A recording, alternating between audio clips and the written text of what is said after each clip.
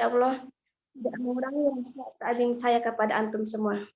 Yang mudah-mudahan antum semua diangkat derajatnya, ditambahkan kemuliaannya, dan diberkahkan hidupnya. Amin ya rabbal alamin. Tidak lupa juga kepada seluruh peserta Zoom pada malam ini yang tidak pula bisa saya sebutkan namanya satu persatu, namun insya Allah tidak mengurangi rasa hormat saya kepada antum semuanya. Dan mudah-mudahan kita semuanya dimudahkan dalam hafal Al-Quran dan mengamalkan Al-Quran dan dihasilkan maksud serta tujuan kita. Amin ya rabbal alamin. Amin.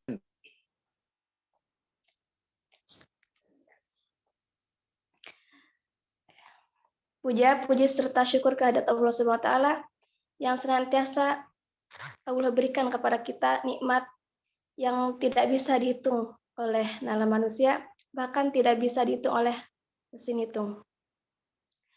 Di antaranya nikmat yang paling besar-besarnya yaitu nikmat Al-Quran, nikmat iman, nikmat Islam, serta nikmat ihsan. Salawat serta salam semoga selalu tercurah limpahkan kepada junjungan alam kita, yakni Nabi besar Muhammad Shallallahu Alaihi Wasallam, kepada keluarganya, para sahabatnya, para tabi'in tabiatnya, dan kepada kita semua selaku pengikutnya yang mudah-mudahan mendapatkan syafaatul uzmanya. Amin ya rabbal alamin.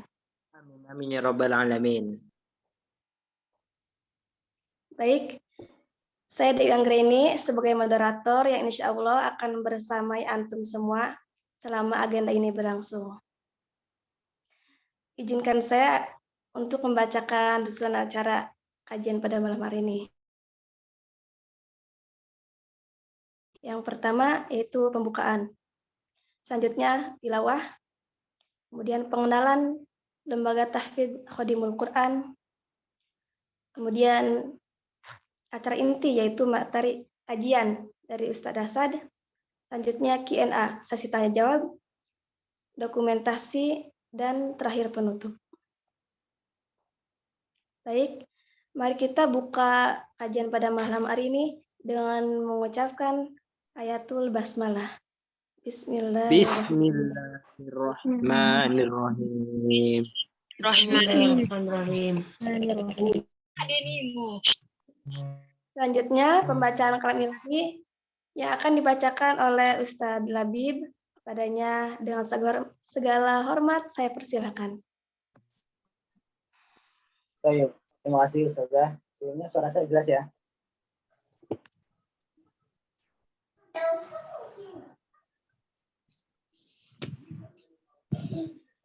أعوذ بالله من الشيطان الرجيم بسم الله الرحمن الرحيم وما أرسلناك إلا مبشرا ونذيرا قل ما أسألكم عليه من أجر إلا من شاء أن يتخذ إلى ربه سبيلا وتوكل على الحي الذي لا يموت وسبح بحمده وكفى به بذنوب عباده خبيرا الذي خلق السماوات والأرض وما بينهما في 6 أيام استوى على العرش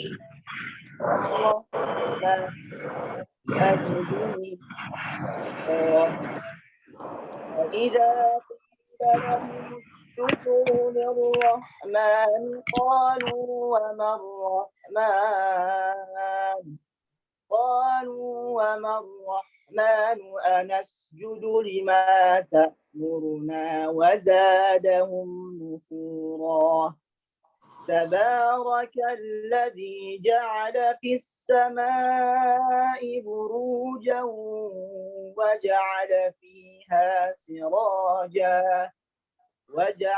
فيها سراجا وقمرا منيرا وهو الذي جعل الليل والنهار خلفة لمن أراد أن يذكر أو أراد شكورا وعباد الرحمن الذين يمشون على الأرض هونا وإذا خاطبهم الجاهلون قالوا سلاما والذين يبيتون لربهم سجدا وقياما والذين يقولون ربنا اصرف عنا عذاب جهنم إن عذابها كان غراما إنها ساءت مستقرا ومقاما والذين إذا أنفقوا لم يسرفوا ولم يقتروا وكان بين ذلك قواما صدق الله العظيم.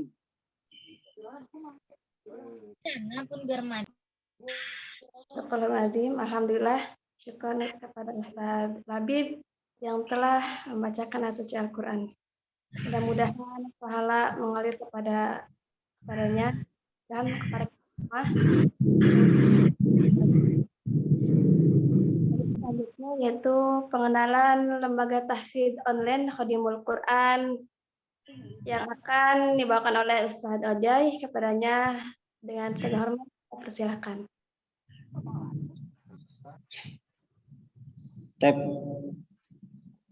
Assalamualaikum warahmatullahi wabarakatuh.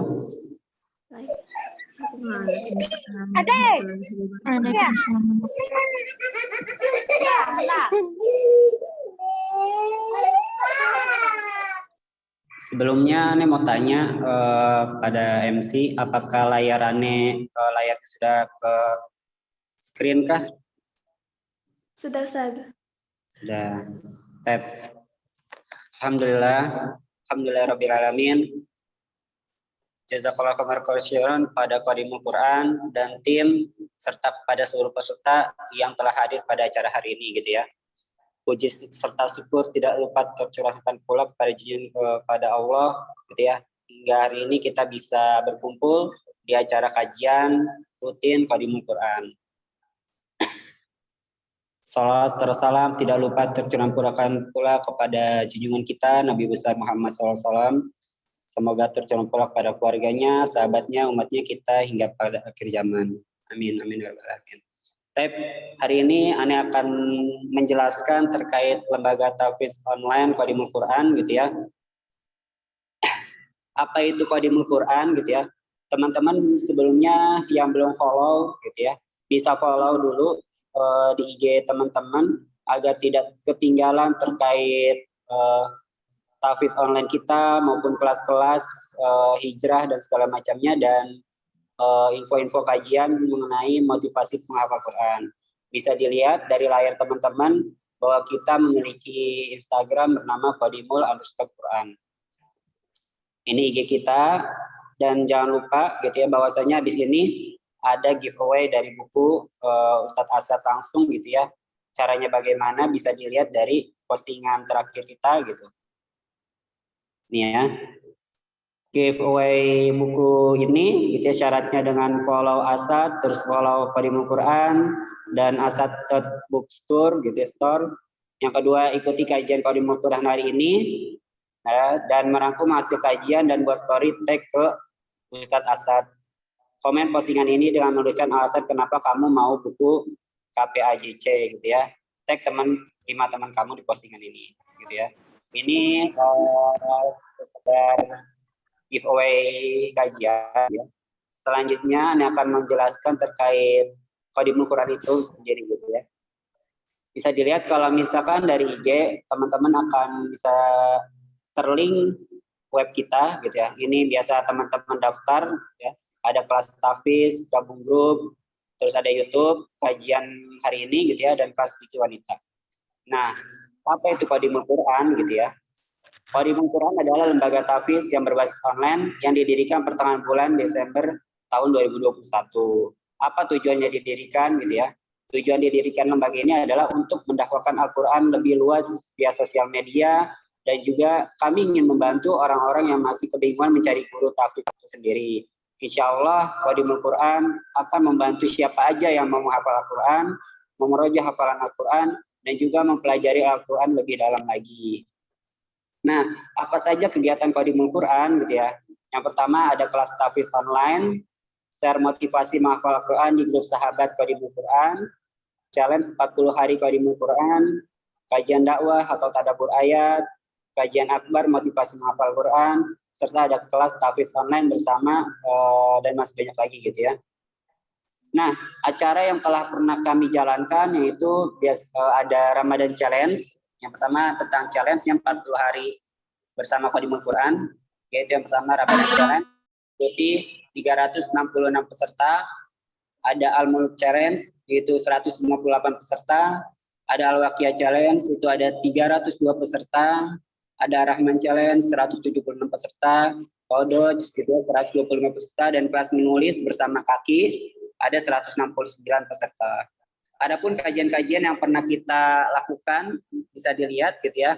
Kajian pertama awal perdana kita itu diikuti oleh 862 peserta. Ini yang paling banyak gitu ya, dengan judul Ketika Penghafal Al-Quran Jatuh Cinta.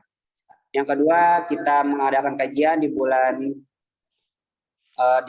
Februari ya, Sekretar Hafiz, itu ada 182 peserta. Di bulan selanjutnya ada Never Give Up, 485 peserta. Selanjutnya ada Ramadan, Miss You gitu ya. Ini penghafal Quran yang dirindukan oleh Ramadan. Itu ada 358 peserta. Selanjutnya di bulan selanjutnya ada Jendela Quran di Bumi Palestina bersama Syekh langsung dari Palestina, ada 153 peserta. Selanjutnya ada Ajarkan Aku Mencintaimu. Ini khususnya objeknya adalah Quran. Itu ada 306 peserta. Selanjutnya ada Hafalanku Untuk Siapa. Ini 283 peserta.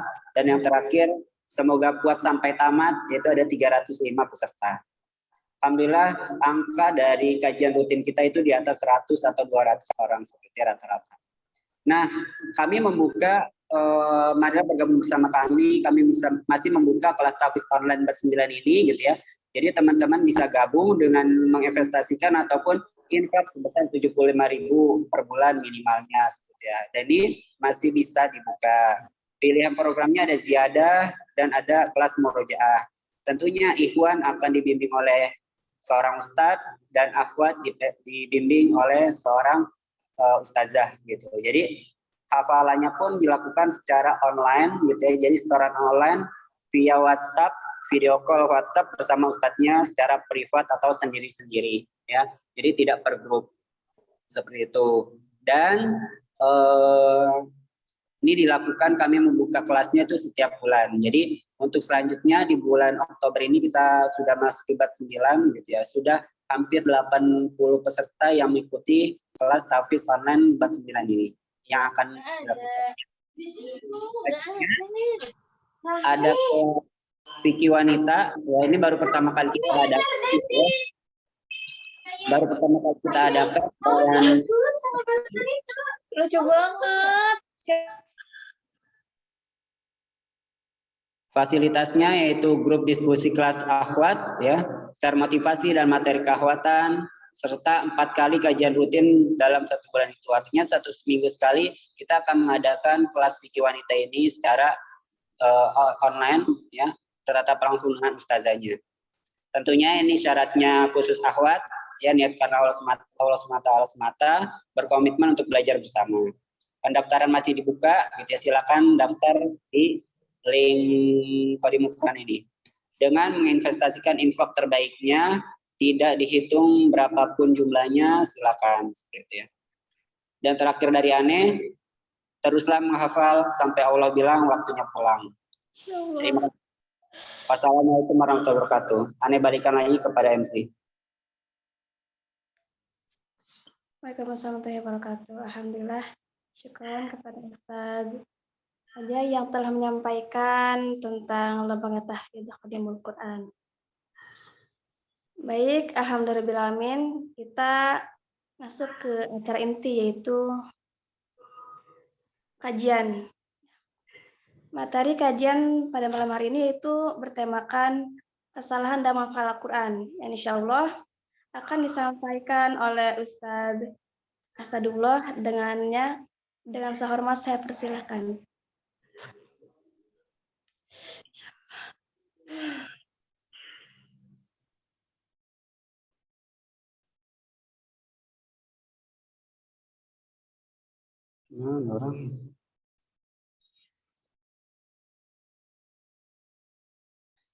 Sepertinya belum datang.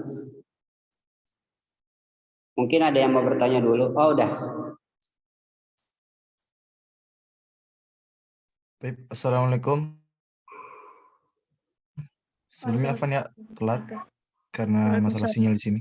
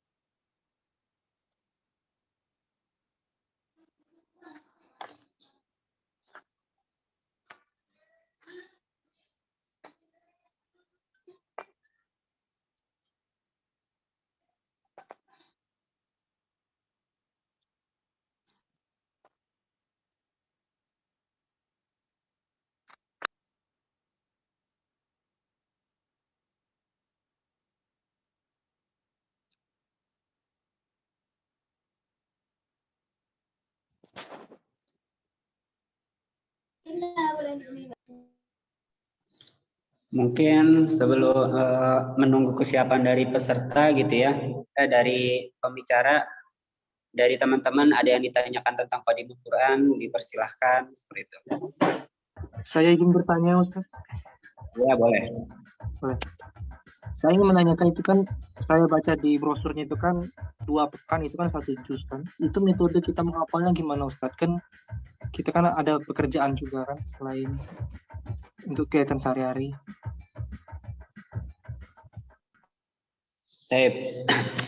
Untuk 2 kali per pekan gitu ya, itu untuk teman-teman yang mengambil program murojaah. Artinya kalau murojaah itu kan mengulang hafalan ya, sekali setor minimal 5 halaman. Jadi waktunya itu kan fleksibel, bersama ustadznya mau ditentukan waktunya kapan antum mau setoran gitu. Jadi untuk yang 2 kali per pekan ini khusus untuk grup murojaah dengan sekali minimal setor itu 5 halaman. Ya, kalau teman-teman tahu murojaah itu adalah mengulang hafalan. Jadi insya Allah kalau misal rentangnya 3 hari itu cukup lah untuk akhirnya teman-teman mengumpulkan 5 halaman tersebut karena hanya mengulang hafalan yang sudah ada. Ya, seperti itu. Kalau teman-teman terasa sulit gitu ya, sekali setor 5 halaman bisa ambil program ziyadah gitu. Kalau ziyadah itu 3 kali per pekan. Dengan sekali setor itu maksimal 4 halaman. Jadi teman-teman mau 1 baris, 2 baris, 3 baris atau semampunya teman dapat itu boleh distorkan seperti itu. Tapi kalau misalkan dengan maksimal, kalau ziyadah itu 4 halaman sekali setor seperti itu. Ya, bedanya seperti itu. Kalau murojaah 2 kali per pekan dengan minimal 5 halaman per setoran. Kalau ziyadah itu semampunya teman-teman dengan setoran 3 kali dalam per pekan. Waktunya ditentukan secara fleksibel. Metode yang yang dilakukan untuk menghafal itu terbaiknya teman-teman saja seperti itu. Ada yang metodenya itu dengan mendengarkan terlebih dahulu, murojaah secara mandiri ataupun dengan melihat maknanya terlebih dahulu. Itu masing-masing orang berbeda. Jadi antum bisa mengkondisikan bagaimana kemampuan antum dalam menghafal, gitu, seperti itu. Tapi kalau misalkan antum terasa sulit dalam menghafal, tenang aja gitu. Jadi nanti itu akan dibimbing oleh para asatizahnya teman-teman sendiri. Akan dibimbing bagaimana cara menghafal, bagaimana cara kita menjaganya, itu akan diajarkan oleh para ustadznya. Kalau misalnya teman-teman itu kebingungan atau terasa sulit gitu ya untuk menghafal, tapi teman-teman jangan insecure karena menghafal itu sebenarnya mudah. Dan itu adalah janji Allah gitu ya. Itu dari Ane. Ada yang lagi? Oh, di chat nih ya. Yang ziyadah setornya ke guru atau partner kayak kelas murojaah ya Ustaz? Tidak, jadi nggak ada namanya partner per kelas itu ya. Jadi semua hafalan itu disetorkan ke guru semuanya, gitu ya. Baik ziyadah maupun murojaah, gitu. Biar apa? Biar teman-teman itu tahsinnya benar, bacaannya benar, dan hafalannya itu benar-benar kuat, gitu. Insya Allah al-tazkiyah dari Qadimul Quran sudah 30 juz semua, seperti itu ya. Dan teman-teman tidak usah khawatir dengan kualitas para asatid dari Qadimul Quran sendiri.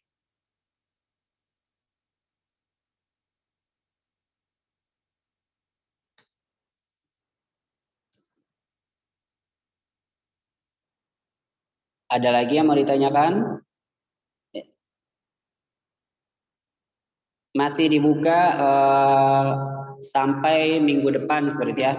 Ada yang nanya masih buka tidak pendaftarannya? Insya Allah masih dibuka. Kita biasanya dari penutupan pembukaan itu kita rentangkan 1 minggu untuk akhirnya teman-teman yang belum dapat ataupun belum kesempatan untuk terlambat mendaftar, kita masih buka seperti itu. Jadi bisa sampai hari Sabtu depan teman-teman bisa daftar. Setorannya berupa apa? Setorannya tentunya bukan berupa VN ya. Kita tidak merekomendasikan teman-teman itu secara voice note, tapi dilakukan secara video call ya. Jadi langsung bertatapan muka dengan para asatizahnya, baik ustazah maupun ustadznya gitu. Jadi kalau misalkan pengucapan teman-teman itu kurang bagus, itu akan dibantu teman-teman seperti itu.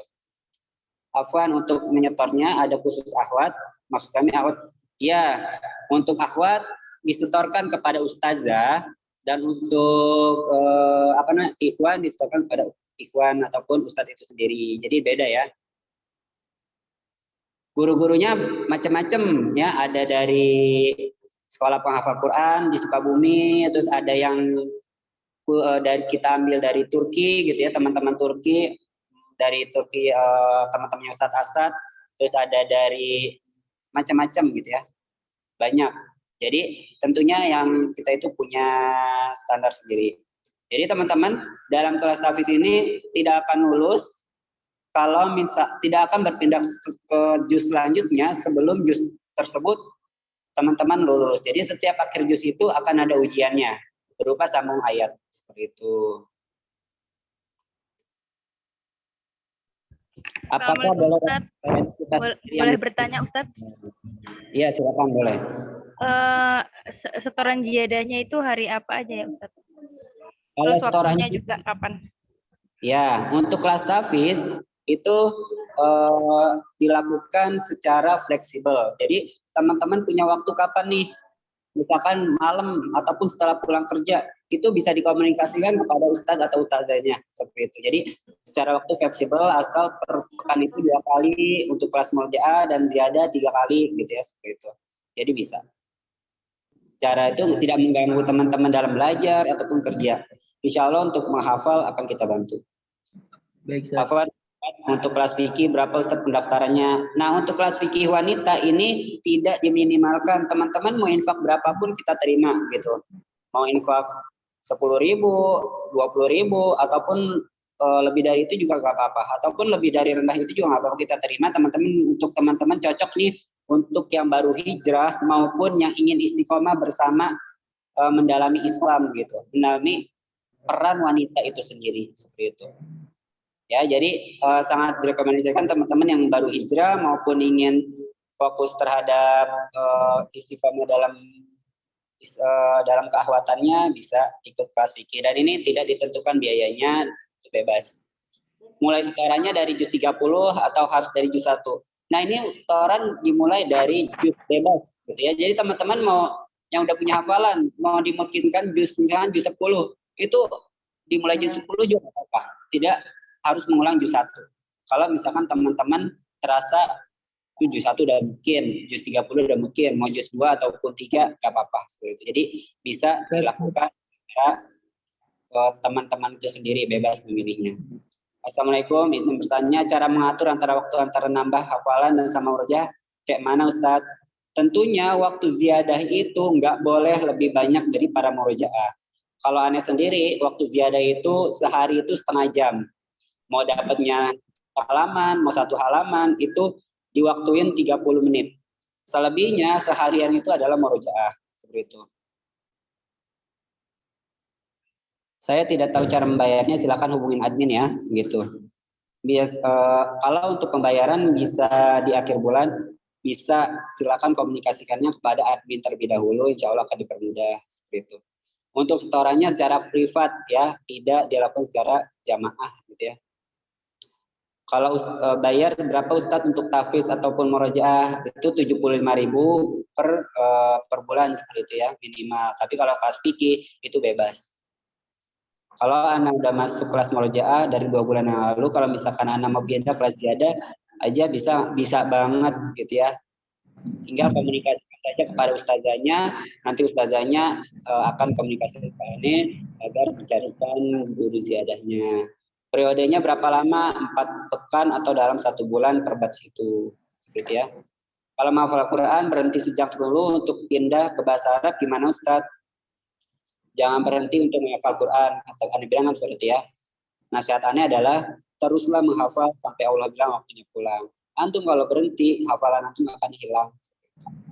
Boleh sambil belajar menghafal bahasa Arab sambil terus aja gitu. Jadi nggak ada hubungan antara bahasa Arab maupun menghafal itu waktunya dibedakan sampai seperti itu. Cara daftarnya gimana? Ada di IG seperti ya.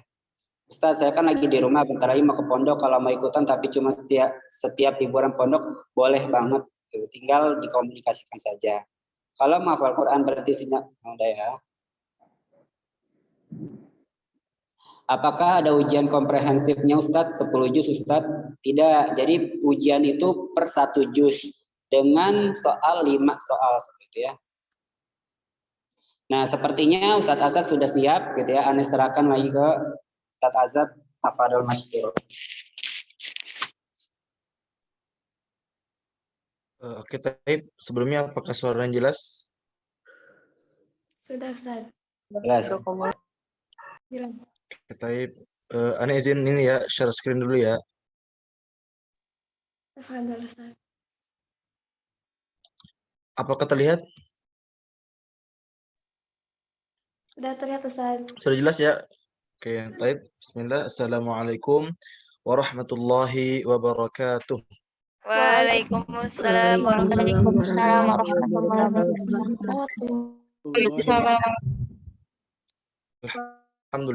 Alhamdulillahilladzi hadana lihadza wa ma kunna linahtadiya laula an hadanallah. Asyhadu an la ilaha illallah wahdahu la syarika lah wa asyhadu anna Muhammadan abduhu wa rasuluh la nabiyya wa la rasula ba'dah. Wassalatu wassalamu ala imamil muttaqin wa qaidil mujahidin Sayyidina Muhammad sallallahu alaihi wasallam wa ala alihi wa sahbihi wa man tabi'ahum bi ihsanin ila yaumiddin. Amma ba'du. Ikhwah fillah rahimakumullah, teman-teman yang insya Allah dicintai oleh Allah Subhanahu wa taala. Alhamdulillah sampai hari ini, sampai detik ini kita semua di sini masih senantiasa diberikan kenikmatan oleh Allah Subhanahu wa taala.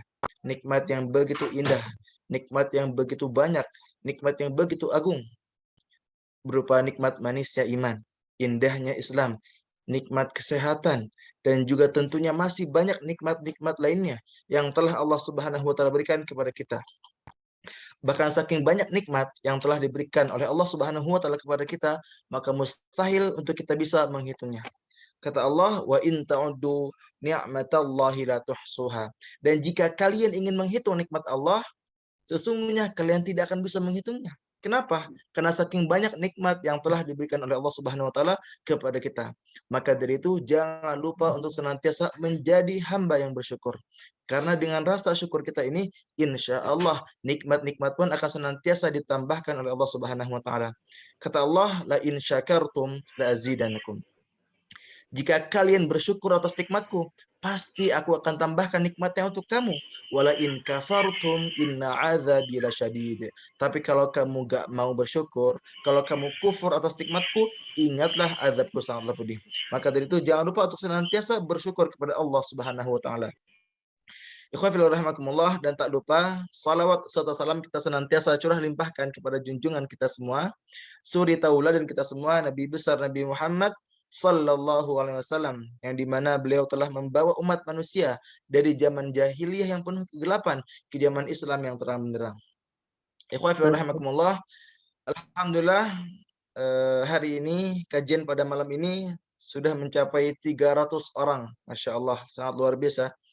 Semoga antum yang sudah menghadiri kajian pada malam ini bisa mendapatkan keberkahan, mendapatkan pahala, mendapatkan ridha Allah Subhanahu wa taala insyaallah.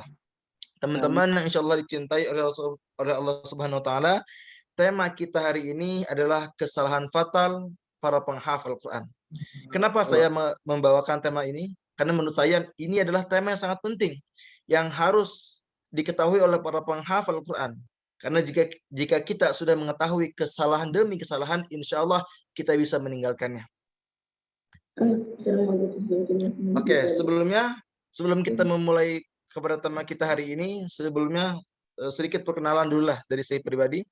Nama saya Muhammad Asadullah, tempat tanggal lahir Sukabumi 13 Desember 2001. Untuk pendidikan TKIT Az-Zahra Sukabumi, lalu dilanjutkan di SD Madani Bogor, SMP IT Askia Sukabumi, dan SMA di Pondok Pesantren Terpadu Darul Quran Mulia Bogor. Dan alhamdulillah sekarang sedang melanjutkan studi, lebih tepatnya di Igdir University di kota Igdir di Turki. Dan untuk kesibukan selain kuliah, saya pun mengajar di Khadimul Quran, dan saya pun sebagai salah satu founder atau pendiri dari Khadimul Quran.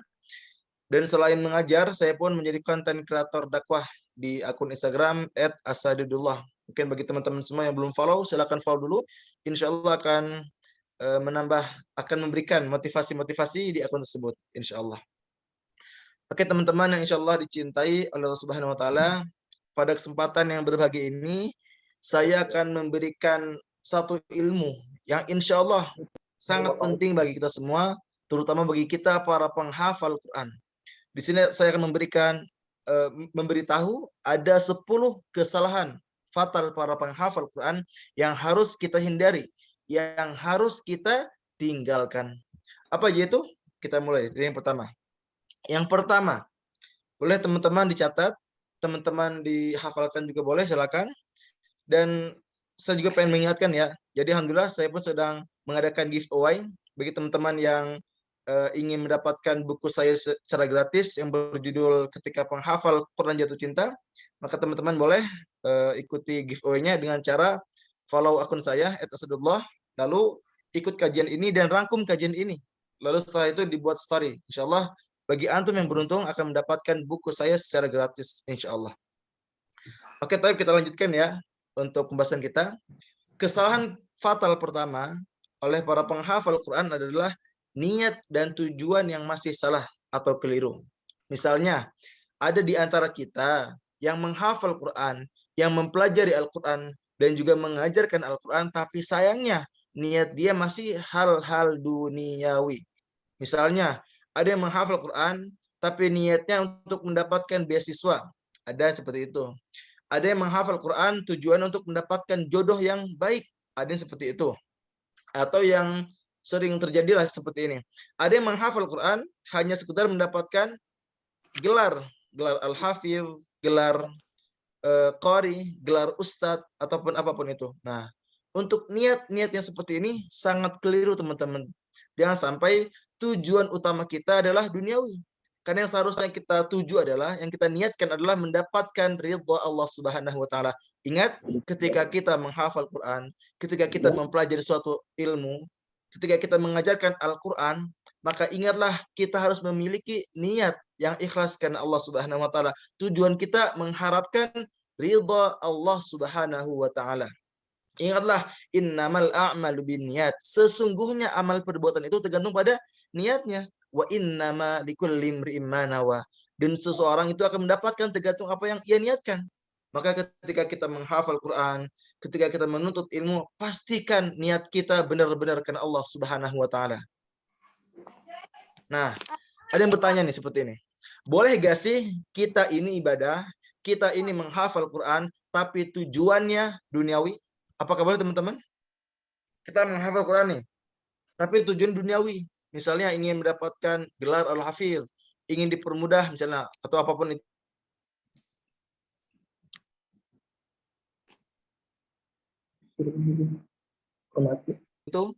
Teman-teman boleh buka suratnya dan ayatnya.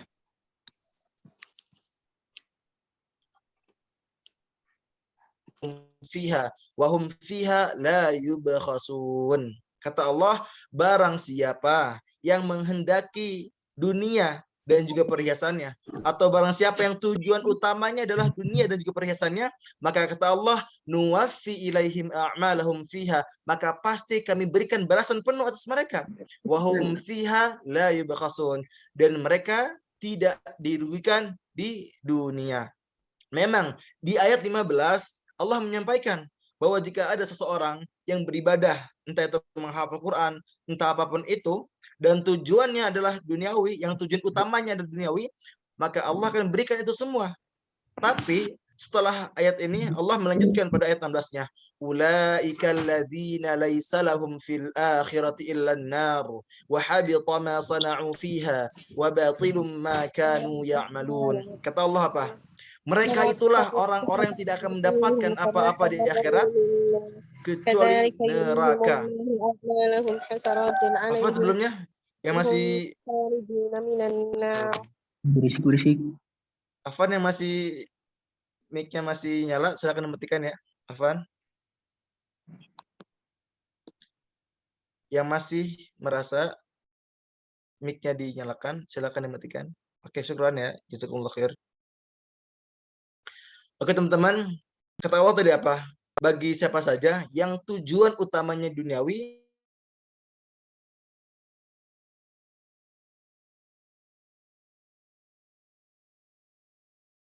laisa lahum fil akhirati illa an-nar wa habita ma sana'u fiha wa batilum ma kanu ya'malun. Mereka itulah orang-orang yang tidak akan mendapatkan apa-apa kecuali neraka. Wa habita ma sana'u fiha, dan sia-sialah apa yang telah mereka usahakan. Wa batilum ma kanu ya'malun, dan terhapuslah apa yang telah mereka kerjakan. Coba kita bayangkan teman-teman, ketika kita menghafal Quran, ketika kita mempelajari suatu ilmu, tapi tujuan utamanya duniawi, maka kata Allah, memang tujuan itu akan kita dapatkan. Tapi ketika di akhirat kelak, kita tidak akan mendapatkan apa-apa kecuali neraka. Maka dari itu, mari luruskan niat kita ketika menghafal Quran untuk mendapatkan ridha Allah Subhanahu wa taala, bukan karena hal-hal duniawi. Bahkan ada salah satu hadis yang membuat saya tertampar, bunyi hadisnya seperti ini. Rasulullah SAW bersabda yang artinya, pada hari kiamat Allah Subhanahu wa taala akan turun kepada hambanya untuk menetapkan keputusan di antara mereka.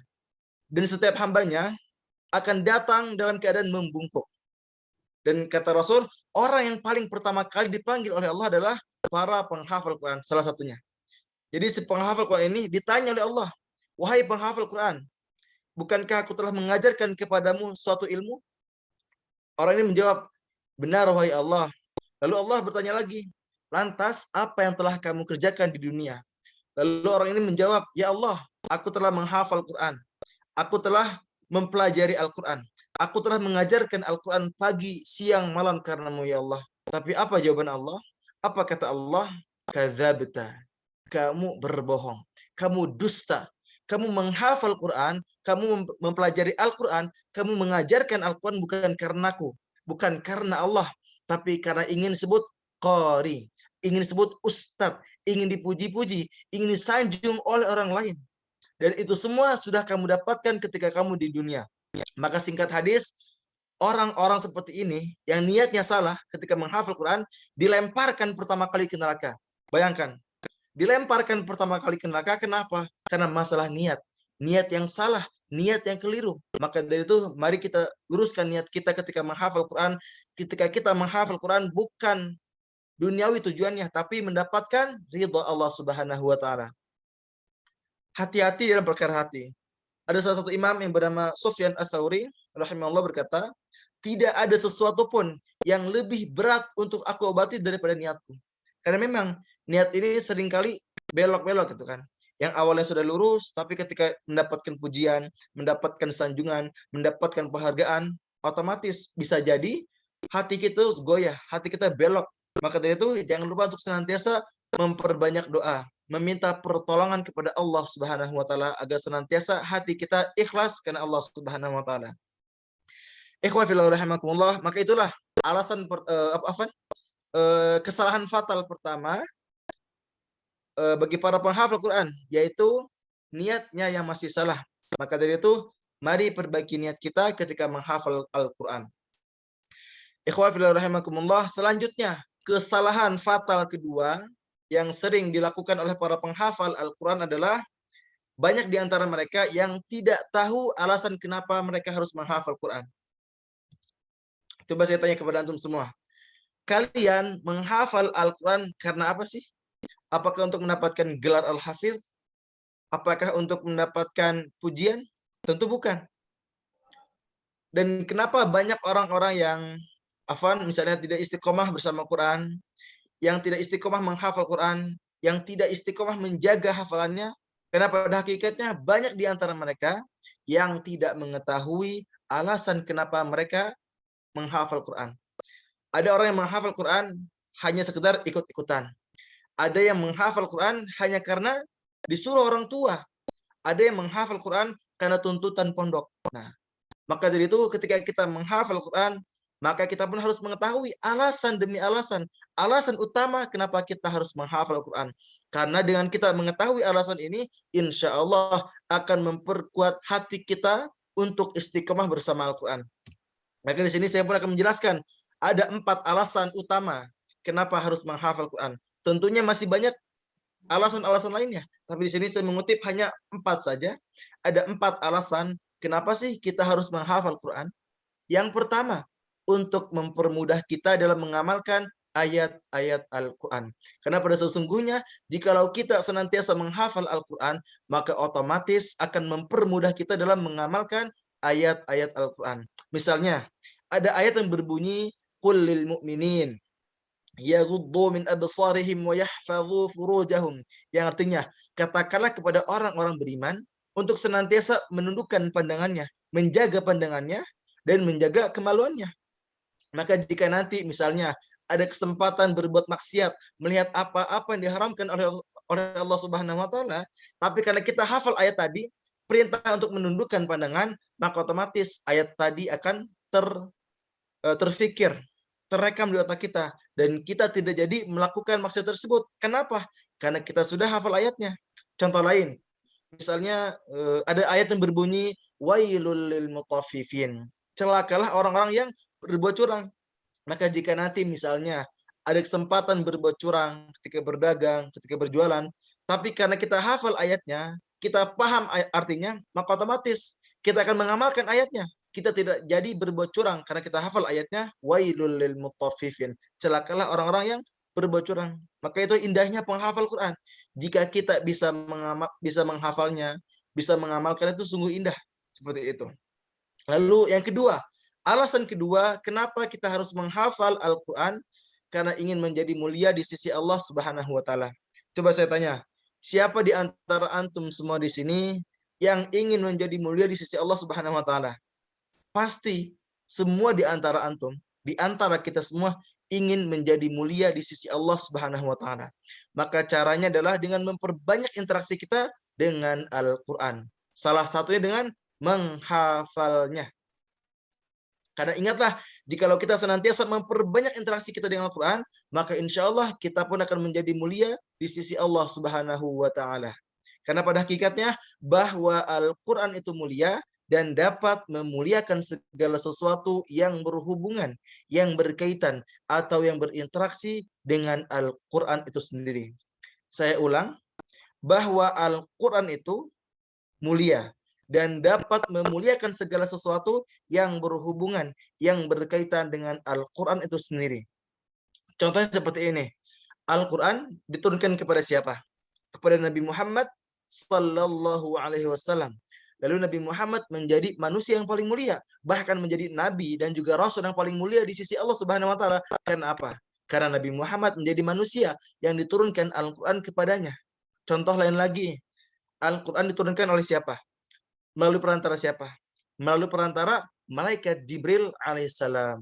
Maka malaikat Jibril menjadi malaikat yang paling mulia, bahkan menjadi pemimpin para malaikat. Kenapa bisa seperti itu? Karena malaikat Jibril menjadi malaikat yang menjadi perantara diturunkan Al-Quran.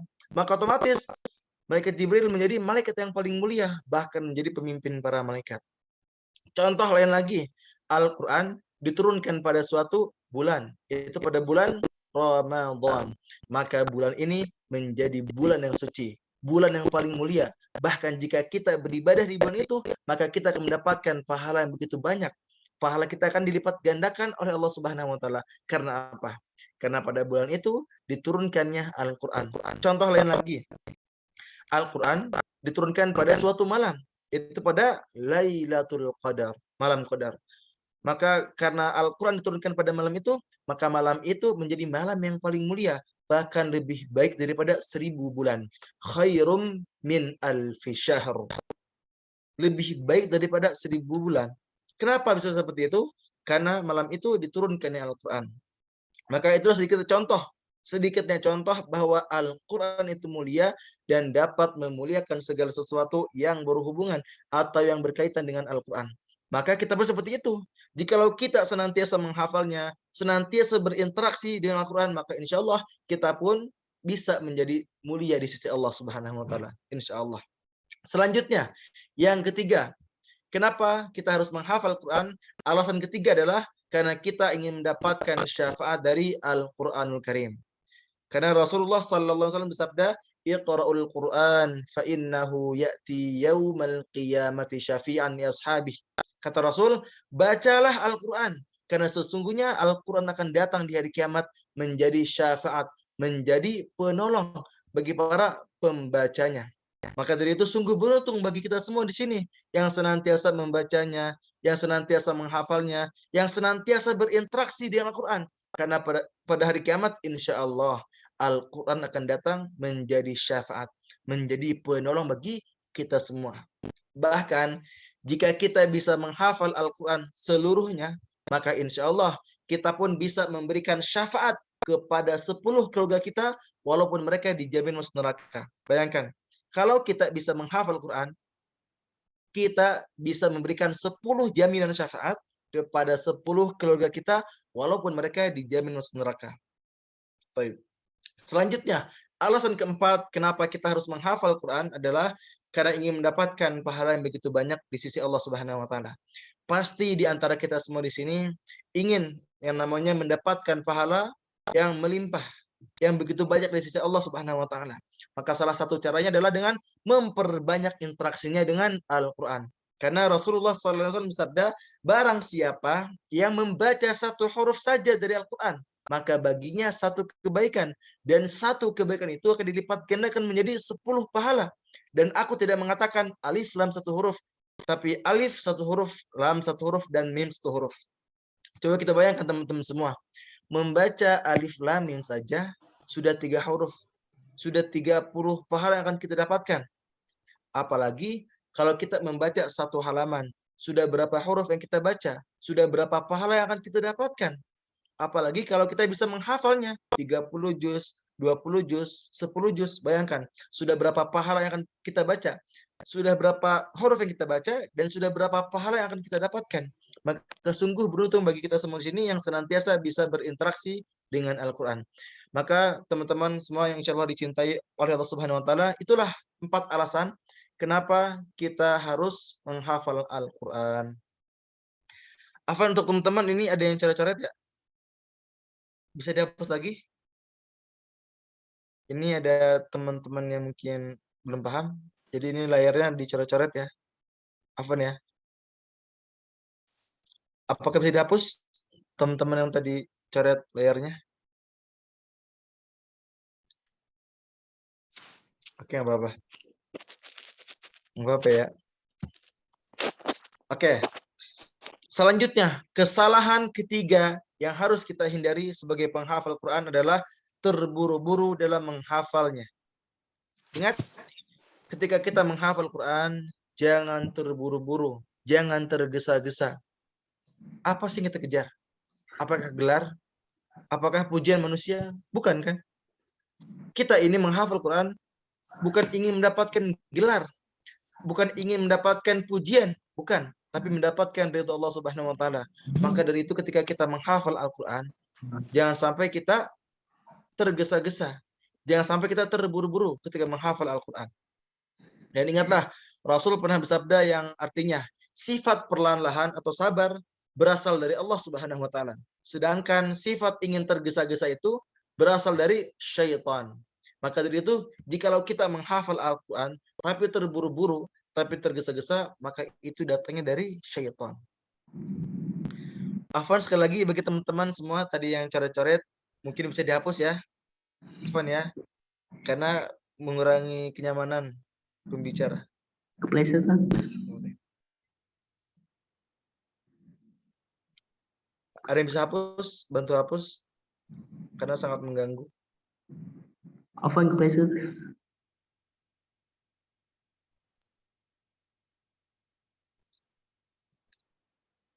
Ingat teman-teman semua, ketika kita menghafal Al-Quran, jangan sampai kita terburu-buru ketika menghafalnya. Bahkan Allah pun telah melarang kita untuk cepat-cepat menghafalnya. Allah Subhanahu wa taala berfirman, "La tuharrik bihi lisanaka lita'jala bih. Inna 'alaina jam'ahu wa Qur'anah." Kata Allah apa? Janganlah engkau gerakan lidahmu untuk membaca Al-Quran karena hendak cepat-cepat menguasainya atau menghafalnya. Sesungguhnya kami akan mengumpulkan di dadamu dan membuatmu pandai dalam membacanya. Surat Al-Qiyamah ayat 16 sampai 17. Ingat teman-teman semua, ini perintah atau larangan dari Allah Subhanahu wa taala. Kita pun dilarang untuk cepat-cepat ketika menghafal Quran.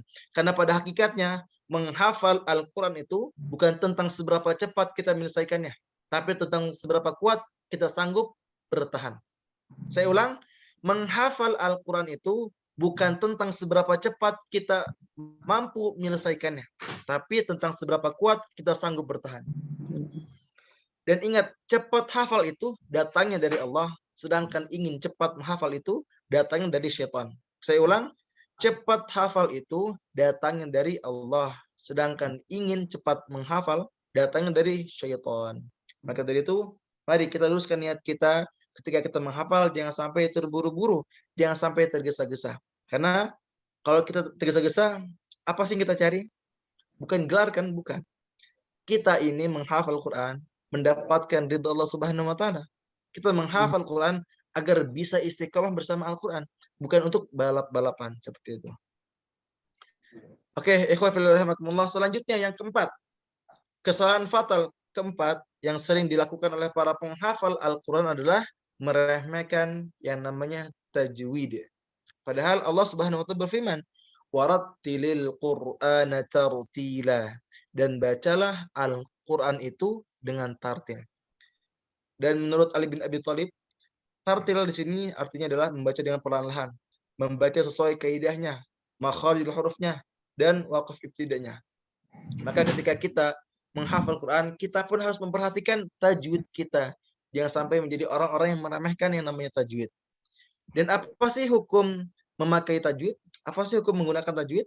Nah, seorang ulama ahli qiraat bernama Syekh Al-Jazari menyebutkan pada syairnya Manzumatul Jazariyah yang artinya mempelajari ilmu tajwid adalah sesuatu yang wajib. Siapa saja yang tak berusaha memperbaiki bacaannya, maka ia bisa berdosa. Saya ulang, mempelajari ilmu tajwid sesuatu yang wajib. Barang siapa yang tak berusaha memperbaiki bacaannya, maka ia bisa berdosa. Maka dari itu ketika kita menghafal Quran, kita pun harus yang namanya memperhatikan tajwid kita, memperhatikan bacaan kita ketika menghafal Al-Quran. Selanjutnya, kesalahan fatal yang kelima yang harus kita hindari adalah banyak mengeluh.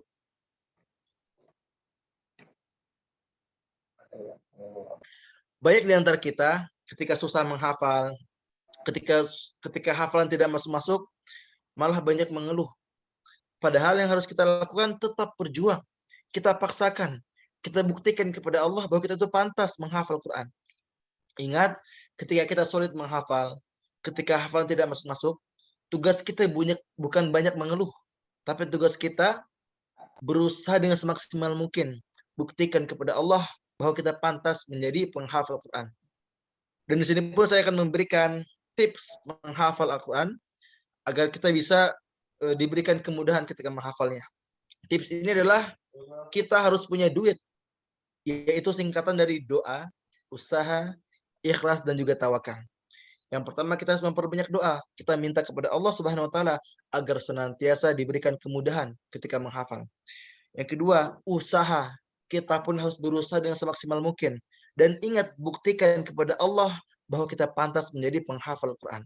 Yang ketiga, tentunya ikhlas. Ikhlas karena Allah Subhanahu wa taala. Jangan sampai niat kita salah. Karena kalau niat kita salah, hidup kita tidak akan berkah. Tapi kalau niat kita lurus, insya Allah hidup kita pun akan mulus. Yang keempat, tawakal. Apa itu tawakal? Yaitu menyerahkan hasil akhir kepada Allah Subhanahu wa taala. Apapun hasilnya, entah itu susah atau mudah, entah itu sulit ataupun mudah, ingat Allah pasti tahu yang terbaik bagi kita. Wa asa an takrahu syai'a wa huwa khairul lakum. Kata Allah, boleh jadi apa yang kamu tidak suka itu baik bagi kamu. Wa asa an tuhibbu syai'a wa huwa syarrul lakum. Dan boleh jadi pula apa yang kamu suka itu buruk bagi kamu.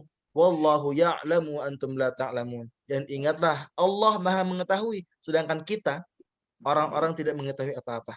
Maka dari itu, ketika kita menghafal Quran, kita harus mempunyai 4 ini. Memperbanyak doa, usaha, ikhlas, dan juga tawakal. Di sini saya pengen menekankan masalah doa.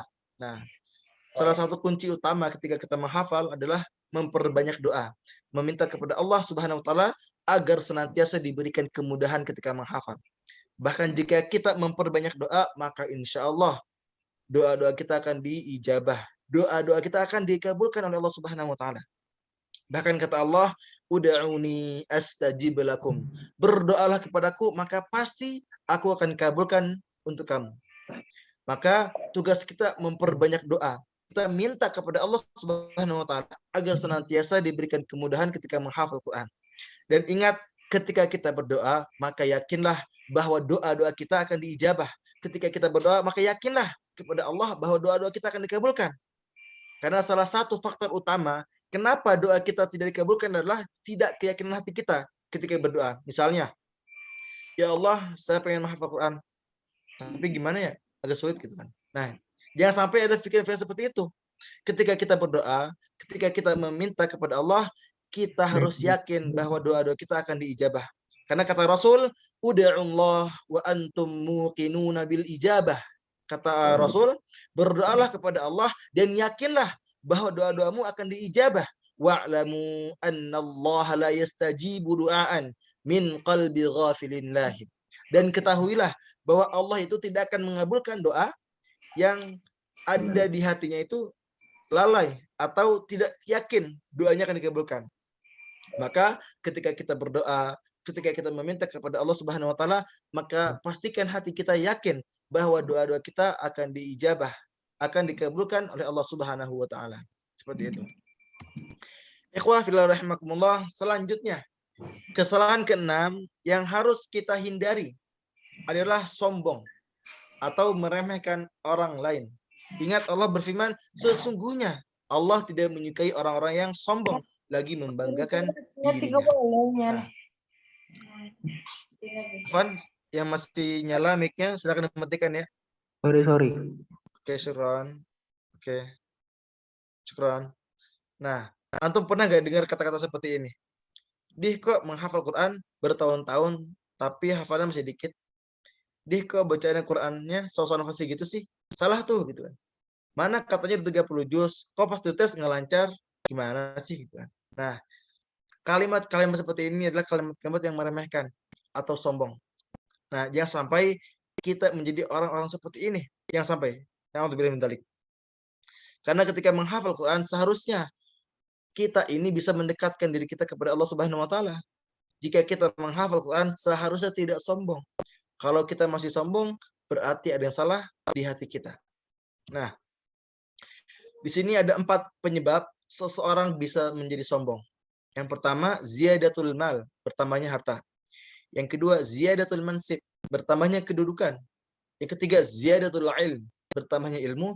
Dan yang keempat, ziyadatul ta'ah, bertambahnya ketaatan. Nah, para penghafal Quran biasanya ada di poin ketiga dan juga keempat. Ketika mereka merasa bertambahnya ilmu dan bertambah ketaatan kepada Allah Subhanahu wa taala, maka biasanya akan sombong. Maka jangan sampai kita menjadi orang seperti ini. Na'udzubillah min dzalik. Oke, teman-teman, selanjutnya yang ketujuh. Kesalahan ketujuh yang harus kita hindari sebagai penghafal Al-Quran adalah masih malas murajaah. Nah, jangan sampai kita menjadi orang-orang yang masih malas murajaah. Karena Rasul pernah bersabda, jagalah hafalan Al-Quran itu. Maka demi zat, jiwaku di kekuasaannya. Sungguh ia, Al-Quran lebih cepat lepasnya daripada unta dari katanya. Bahwa Rasul pun telah menjelaskan kepada kita, bahwa Al-Quran ini harus kita jaga, harus kita murajaah. Karena kalau kita tidak jaga, tidak kita ulang, maka otomatis ia akan cepat hilangnya, seperti unta dari katanya. Dan apakah hukum murajaah itu wajib? Nah, di sini ada salah satu hadis yang berbunyi, ditunjukkan kepada saya, kata Rasul, seluruh pahala umatku, bahkan sampai sekecil kotoran debu, yang dikeluarkan oleh seseorang dari masjid. Dan ditunjukkan kepada saya dosa-dosa umatku. Saya tidak melihat sebuah dosa yang lebih besar dibandingkan surat atau ayat yang diberikan kepada seseorang, kemudian ia melupakannya. Bahwa ini adalah salah satu dalil, kalau kita menghafal Quran, tapi kita malah meninggalkannya, maka otomatis kita akan berdosa. Tapi yang menjadi pertanyaannya, Ustaz, saya ini sudah berusaha semaksimal mungkin. Saya sudah murajaah, sudah banyak doa, sudah ikhlas, sudah tawakal, tapi hafalan saya masih hilang. Apakah masih berdosa? Tentu tidak. Bagi antum yang sudah ada niat, sudah berusaha semaksimal mungkin, sudah berdoa, sudah tawakal, sudah berusaha dengan semaksimal mungkin, tapi qadarullah hafalannya masih hilang, maka insya Allah itu tidak berdosa. Bahkan Allah telah menyiapkan pahala yang begitu banyak untuk kita semua. Tapi kalau kita tidak murajaah, tidak ada niat untuk murajaah, tidak ada niat untuk menghafalnya lagi, maka otomatis itu akan berdosa. Maka dari itu, ketika kita menghafal Quran, wajibkan pada diri kita untuk senantiasa murajaah. Karena hakikat menghafal Quran adalah murajaah. Ingat, hakikat menghafal adalah murajaah. Kapanpun kita berhenti murajaah, disitulah kita bukan lagi penghafal Quran. Karena sekarang tuh banyak orang yang ziyadah, yang mati-matian ziyadah, mati-matian menambah hafalannya, tapi mereka tidak mau mati-matian ketika murajaah. Tidak mau mati-matian ketika menjaga hafalannya. Maka ada pertanyaan sedikit untuk orang-orang seperti ini. Bagi antum yang sudah mati-matian ziyadah, tapi tidak mau mati-matian murajaah, sebenarnya kamu itu menghafal karena apa sih? Apakah karena Allah? Apa karena manusia? Oke, selanjutnya yang ke-8. Kesalahan fatal yang ke-8 yang harus kita hindari adalah masih tenang dalam melakukan maksiat. Ikhwan fillah rahimakumullah, ketika kita menghafal Al-Quran, ketika kita mempelajari Al-Quran, seharusnya Al-Quran itu menjadi menjadi tameng bagi kita untuk tidak melakukan maksiat. Tapi pada sayangnya, pada hari ini, pada zaman ini, banyak sekali para penghafal Quran masih tenang dalam melakukan maksiat. Bahkan yang paling parah adalah terang-terangan berbuat dosa. Ingat Rasul bersabda, setiap umatku akan mendapatkan ampunan kecuali orang-orang yang terang-terangan berbuat dosa. Contohnya apa Ustaz? Contohnya apa gitu kan? Contohnya misalnya Afan ya, contohnya berpacaran, berkata kasar, ataupun apapun itu, dan mereka bangga terhadap dosanya, hati-hati. Karena Allah tidak akan mengampuni orang-orang seperti ini. 17 kali 4. Afan yang masih bunyi mic-nya. Afan yang mic-nya masih berbunyi, silakan dimatikan. Oke, syukran jazakillah khair. Nah, dan juga ada salah satu maksiat yang sering kita temukan di kalangan para penghafal Quran, yaitu maksiat dengan lawan jenis. Entah itu pacaran, entah itu hanya sekedar chattingan. Bahkan ada yang mengatakan, Ustadz, saya ini kan cuma chattingan. Itu pun bermanfaat. Saya kan pacaran syar'i Ustadz gitu kan. Ada yang seperti ini. Nah, hati-hati antum. Jika antum merasa seperti ini, yang ada yang pacaran syar'i atau chattingan berkedok agama gitu kan. Ingat Allah Subhanahu wa taala berfirman, "Wa zayyana lahumus syaitanu a'malahum fasaddahum 'anis sabil fahum la yahtadun." Dan setan telah menjadikan terasa indah bagi mereka perbuatan-perbuatan buruk mereka sehingga menghalangi mereka dari jalan Allah Subhanahu wa taala, maka mereka tidak mendapatkan petunjuk.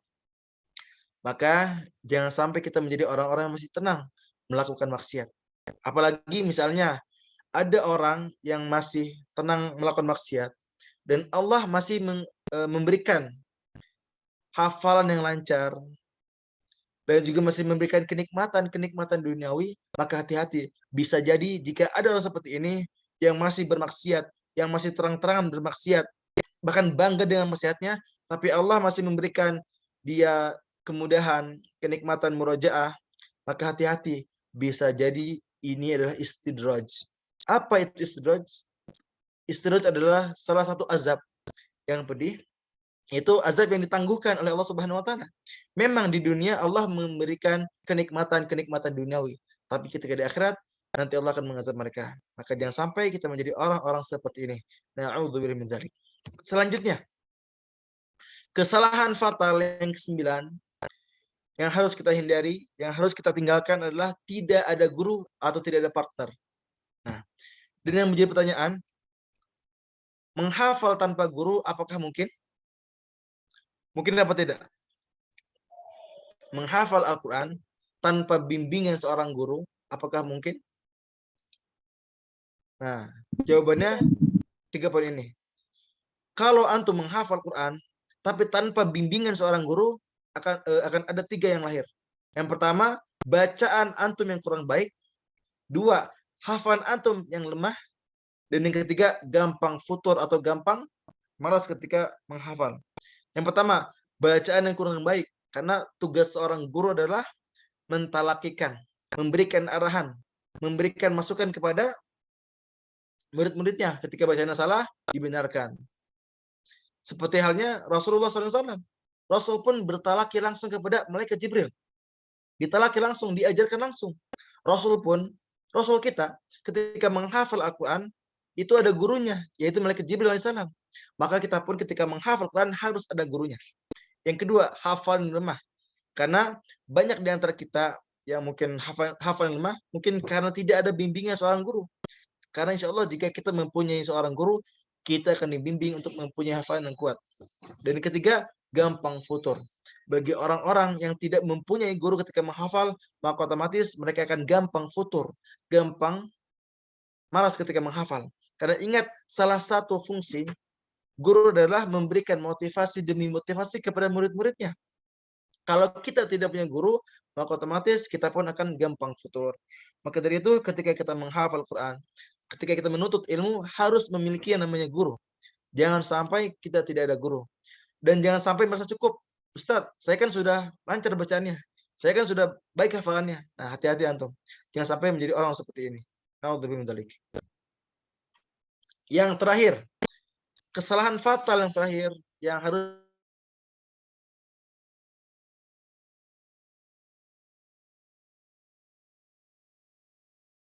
kita atau tidak istiqomah ketika menjaga hafalan. Dan ini sebagai PR lah bagi saya pribadi dan juga tentunya untuk kita semua. Nah, maka di sini pun saya akan memberikan tips agar kita bisa istiqomah bersama Al-Quran walaupun di tengah kesibukan. Ingat, di sini saya akan memberikan tips agar kita istiqomah bersama Al-Quran walaupun di tengah kesibukan. Yang pertama, yang harus kita lakukan agar bisa istiqomah bersama Al-Quran adalah tentukan waktu khusus kita bersama Al-Quran. Ingat teman-teman semua, tentukan waktu khusus kita bersama Al-Quran. Jangan mencari waktu kosong bersama Al-Quran, tapi kosongkanlah waktu khusus bersama Al-Quran. Saya ulang, jangan mencari waktu kosong bersama Al-Quran, tapi kosongkanlah waktu khusus bersama Al-Quran. Maksudnya, jangan menunggu waktu kosong. Karena pada hakikatnya, kalau kita menunggu waktu kosong, kita ini sudah sibuk duniawi. Maka dari itu, buatlah waktu khusus. Misalnya, setiap ba'da salat subuh misalnya. Misalnya 1 hari 2 jam ba'da subuh dan juga ba'da isya. Kita maksimalkan di 2 waktu itu untuk memperbanyak interaksi kita dengan Al-Quran. Dan ingat, jangan cari waktu kosong bersama Al-Quran, tapi kosongkanlah atau buatlah waktu khusus bersama Al-Quran. Yang kedua, agar kita bisa istiqomah bersama Al-Quran adalah bergaulah dengan orang-orang yang soleh. Orang-orang baik yang bisa meningkatkan keimanan kita. Kita cari teman yang soleh, yang sama-sama penghafal Al-Quran, yang sama-sama ingin menuntut ilmu. Dengan kita berteman dengan mereka, insya Allah kita pun akan terbawa solehnya. Yang ketiga, memperbanyak doa. Kita minta kepada Allah agar kita senantiasa diberikan keistiqomahan bersama Al-Quran. Dan ada salah satu doa yang bisa kita amalkan, yaitu Rabbana la tuzigh qulubana ba'da idh hadaitana wa hab lana min ladunka rahmah innaka antal wahhab. Doa ini adalah doa agar kita bisa istiqomah. Atau doa lain yang berbunyi ya muqallibal qulub tsabbit qalbi ala dinik. Perbanyak doa ini, insyaallah kita bisa istiqomah. Yang keempat, agar kita bisa istiqomah bersama Al-Quran walaupun di tengah kesibukan adalah kurangi interaksi kita dengan handphone. Karena demi Allah, yang membuat kita tidak istiqomah bersama Al-Quran adalah handphone kita ini. Kita ini sering tidak istiqomah, sering susah dalam mencari waktu bersama Al-Quran karena handphone ini. Kita pengen menghafal Quran, ada handphone, nggak jadi ngaji. Pengen murajaah, ada handphone, nggak jadi murajaah. Maka kurangi interaksi kita dengan handphone. Nah, maka itulah 4 cara atau tips agar kita bisa istiqomah bersama Al-Quran. Yang pertama, tentukan waktu khusus bersama Al-Quran. Yang kedua, bergaulah dengan orang-orang yang soleh. Yang ketiga, perbanyak doa, minta kepada Allah. Dan yang keempat, kurangi interaksi kita dengan HP. Nah, karena pada surveinya, rata-rata durasi orang Indonesia bermain HP dalam seharinya adalah 5,5 jam per harinya, tertinggi di dunia. Bayangkan teman-teman semua. Rata-rata durasi orang Indonesia bermain HP 5,5 jam per harinya, tertinggi di dunia. Dan survei lainnya mengatakan orang dewasa rata-rata mengecek HP-nya dalam sehari 352 kali. Bayangkan teman-teman. Coba kita bayangkan teman-teman. Kita bisa bermain HP berjam-jam, sementara membaca Al-Quran kurang dari sejam. Kita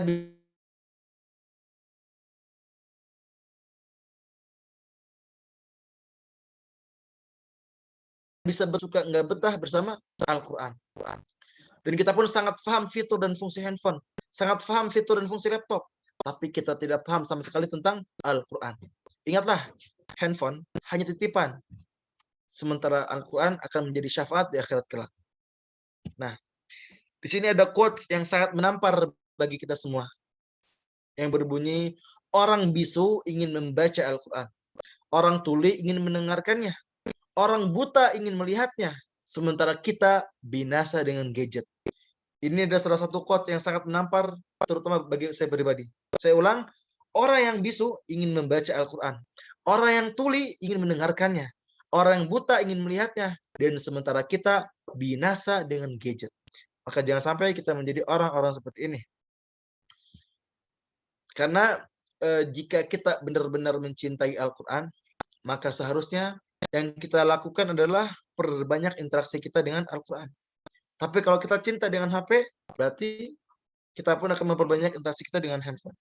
Nah, terakhir, pembahasan terakhir yang akan saya sampaikan kepada antum semua adalah cara agar kita bisa mencintai Al-Quran. Yang pertama, niatkan karena Allah Subhanahu wa taala. Yang kedua, mencari keutamaan-keutamaan yang telah dijanjikan. Karena dengan kita mencari keutamaannya atau mengingat keutamaannya, insya Allah akan meningkatkan semangat kita dalam mencintai Al-Quran. Yang ketiga, jadikan Al-Quran prioritas hidup kita. Jadi jangan cari waktu kosong bersama Al-Quran, tapi buatlah waktu khusus bersama Al-Quran. Lalu yang keempat, jika kita ingin mencintai Al-Quran, maka perbanyaklah interaksi kita dengan Al-Quran. Karena cinta itu akan tumbuh ketika kita memperbanyak interaksi. Ingat, perbanyaklah interaksi kita dengan Al-Quran, karena cinta itu akan tumbuh ketika kita memperbanyak interaksi. Yang kelima, ingat sejarah Rasulullah SAW dan juga para sahabatnya. Karena berkat mereka, berkat beliau, Al-Quran bisa kita nikmati sampai hari ini. Dan yang keenam, memperbanyak doa kepada Allah Subhanahu wa taala. Kita minta kepada Allah Subhanahu wa taala agar bisa senantiasa mencintai Al-Quran. Dan ada salah satu doa yang bisa kita amalkan, yang bisa kita hafalkan, yang bisa kita ajarkan kepada orang-orang, yang berbunyi Allahumma rzuqni hubbal Quran wasyauqi ila qiraatih. Ya Allah, anugerahkanlah kepadaku untuk bisa mencintai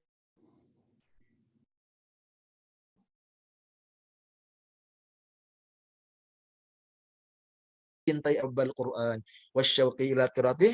Ya Allah, anugerahkanlah kepadaku untuk bisa mencintai Al-Quran dan rindu dalam membacanya. Mungkin itu saja yang bisa saya sampaikan. Mohon maaf apabila ada kekurangan. Insyaallah untuk materi kita hari ini akan saya share di grup. Bagi teman-teman yang mungkin tidak sempat menulis, insyaallah bisa melihat versi PDF-nya insyaallah. Mungkin itu saja yang bisa saya sampaikan. Barakallahu fikum. Wassalamualaikum warahmatullahi wabarakatuh.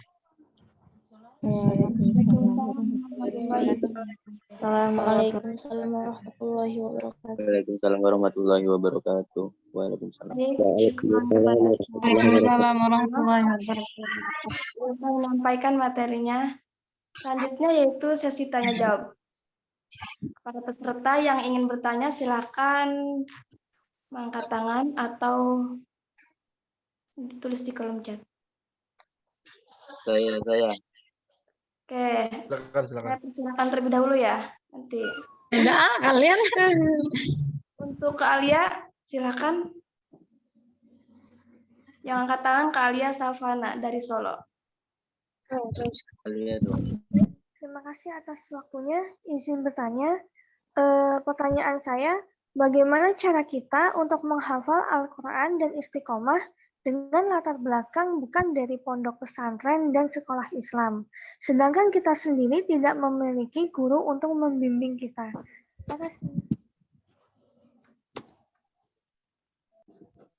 Bagaimana kita menghafal Quran kalau apa tadi, Evan?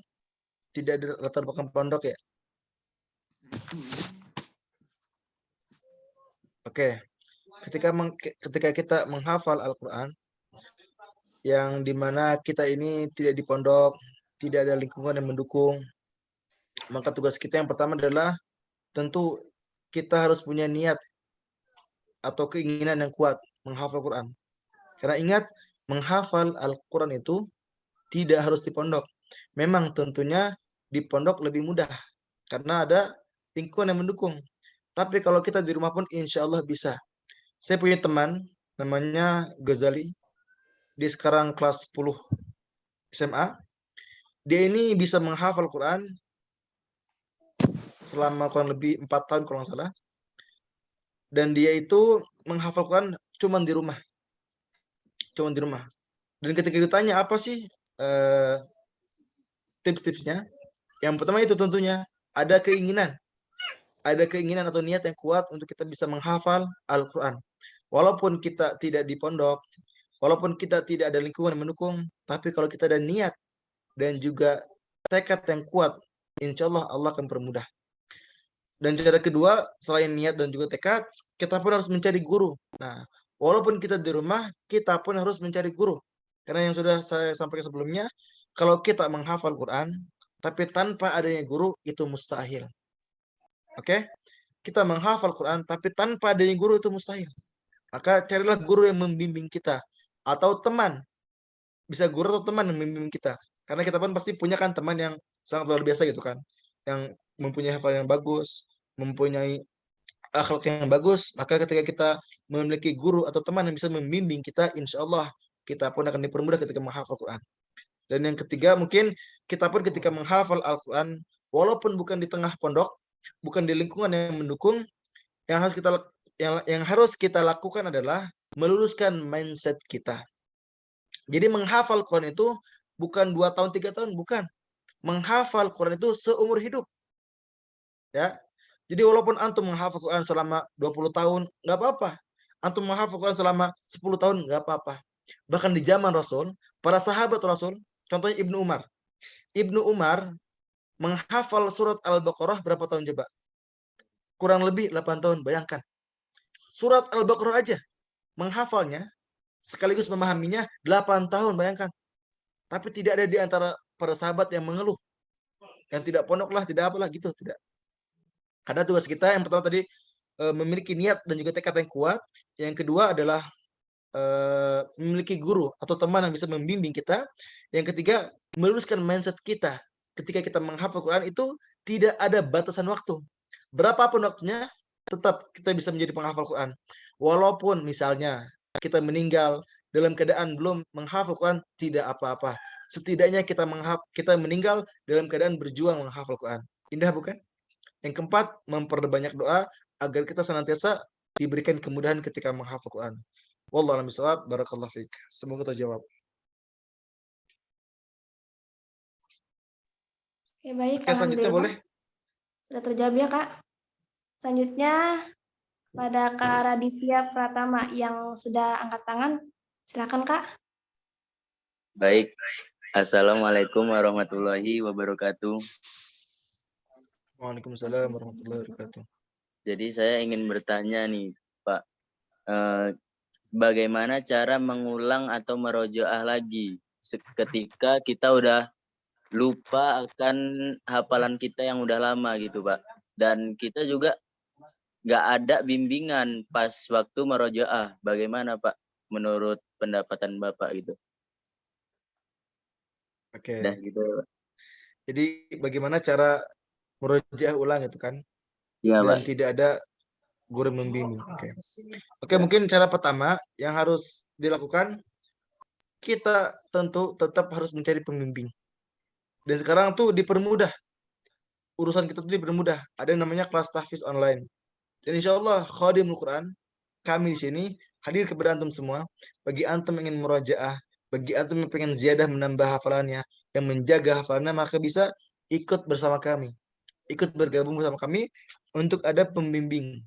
Gitu kan. Terus bagaimana sistem murajaahnya? Nah, mungkin kalau antum benar-benar hilang hafalannya, boleh dihafal ulang. Ingat, kalau antum benar-benar hilang hafalannya, misalnya pernah menghafal juz 20 misalnya, tapi qadarullah hilang nih. Udah, tugas kita berarti menghafal ulang aja, nggak apa-apa. Walaupun sulit, insya Allah Allah telah menyiapkan keutamaan pahala yang begitu banyak. Oke? Dan ada, nanti dibagi, ada hafalan yang lancar, ada hafalan yang kurang lancar. Mungkin yang lancar kita bisa baca 1 juz, 2 juz per hari. Tapi untuk yang belum lancar, kita hafalkan ulang 1-2 halaman per hari. Boleh seperti itu. Semoga terjawab ya, Mas. Barakallahu fikum. Alhamdulillah. Oke, boleh dilanjutkan. Dilanjutkan kepada Kak T.A. Hailen Ike Yunida. Silakan, Kak. Baik, bismillahirrahmanirrahim. Mohon maaf, sebelumnya mohon izin untuk nanya 2 pertanyaan, boleh? Boleh, silakan. Baik, syukran Ustaz. Untuk pertanyaan yang pertama, bagaimana jika kita awalnya niat karena Allah, tetapi niat itu berubah di tengah-tengah atau di akhir saat menghafalkan Al-Quran? Mungkin seperti riya atau ingin dipuji atau semacamnya. Bagaimana pendapat Ustadz? Kemudian yang kedua, bagaimana cara kita mengetahui diri kita bahwa niat kita karena Allah atau bukan? Baik, syukran Ustaz. Oke, baik. Ini pertanyaan yang bagus ya. Kalau kita menghafal Quran, tapi mungkin pada awalnya kita sudah lurus niatnya, tapi ketika di akhir kita belok, gitu kan? Nah, kalau kita seperti ini harus hati-hati. Karena ingat, amal itu tergantung pada akhirnya. Kalau di akhir kita buruk, maka ketika nanti di akhirat, yaitu keburukan yang akan kita dapat. Tapi kalau kita masih sadar dan kita bisa melawannya, maka yang harus kita lakukan adalah melawannya. Bagaimana caranya? Yang pertama, agar senantiasa menjaga hati kita tetap ikhlas, yang pertama, memperbanyak istighfar, memperbanyak memohon ampunan kepada Allah Subhanahu wa taala. Mungkin banyak dosa yang telah kita lakukan, mungkin telah banyak niat salah yang kita lakukan. Maka tugas kita memperbanyak istighfar kepada Allah Subhanahu wa taala. Dan paling minimal tuh istighfar tuh 1 hari 70 kali. Itu paling minimal. Karena Rasul pun yang telah dijamin masuk surga, yang dijamin tidak pernah melakukan maksiat, 1 harinya paling sedikit 70 kali. Itu beliau, Nabi kita, Nabi Muhammad SAW. Tapi kalau kita ini yang banyak dosa, yang sering maksiat, dalam 1 hari berapa kali sih istighfar? Kalau bisa lebih banyak, 100 kali, 1000 kali, sebanyak-banyaknya. Yang kedua, agar senantiasa ikhlas ketika kita menghafal Quran. Kalau cara saya pribadi tentu memperbanyak doa juga. Kita berdoa kepada Allah agar senantiasa diberikan keikhlasan ketika menghafal Quran. Dan yang ketiga, mengingat ancaman demi ancaman yang telah disampaikan oleh Allah dan juga Rasulnya. Paham kan maksudnya? Mengingat ancaman yang telah disampaikan oleh Allah Subhanahu wa taala, atau mengingat resiko dari tidak keikhlasan kita ketika menghafal Quran. Misalnya, kita tahu nih kalau kita ria, kita tidak ikhlas, maka kita berdosa. Nah, kita ingat begitu. Kita ingat terus, kita tanamkan pada hati kita, insya Allah itu akan menjauhkan diri kita dari hal-hal seperti itu.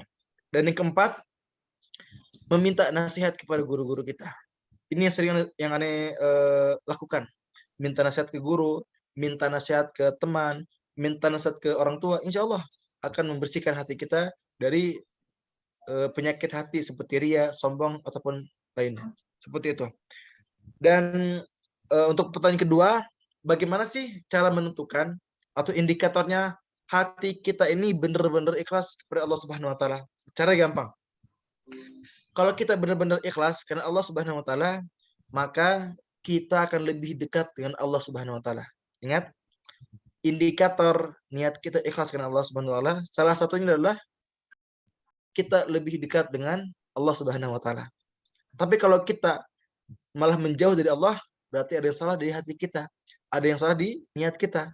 Maka kalau kita malah menjauh dari Allah, maka teruslah perbaiki niat kita, memperbanyak istighfar, memperbanyak doa, memperbanyak meminta nasihat kepada guru-guru kita. Semoga terjawab. Barakallahu fiikum. Alhamdulillah. Baik. Oke, baik. boleh Untuk selanjutnya. peserta ya. Dewi utamakan ke peserta yang kata nul ya. Setelah itu boleh nanti Dewi bacakan yang di kolom chat.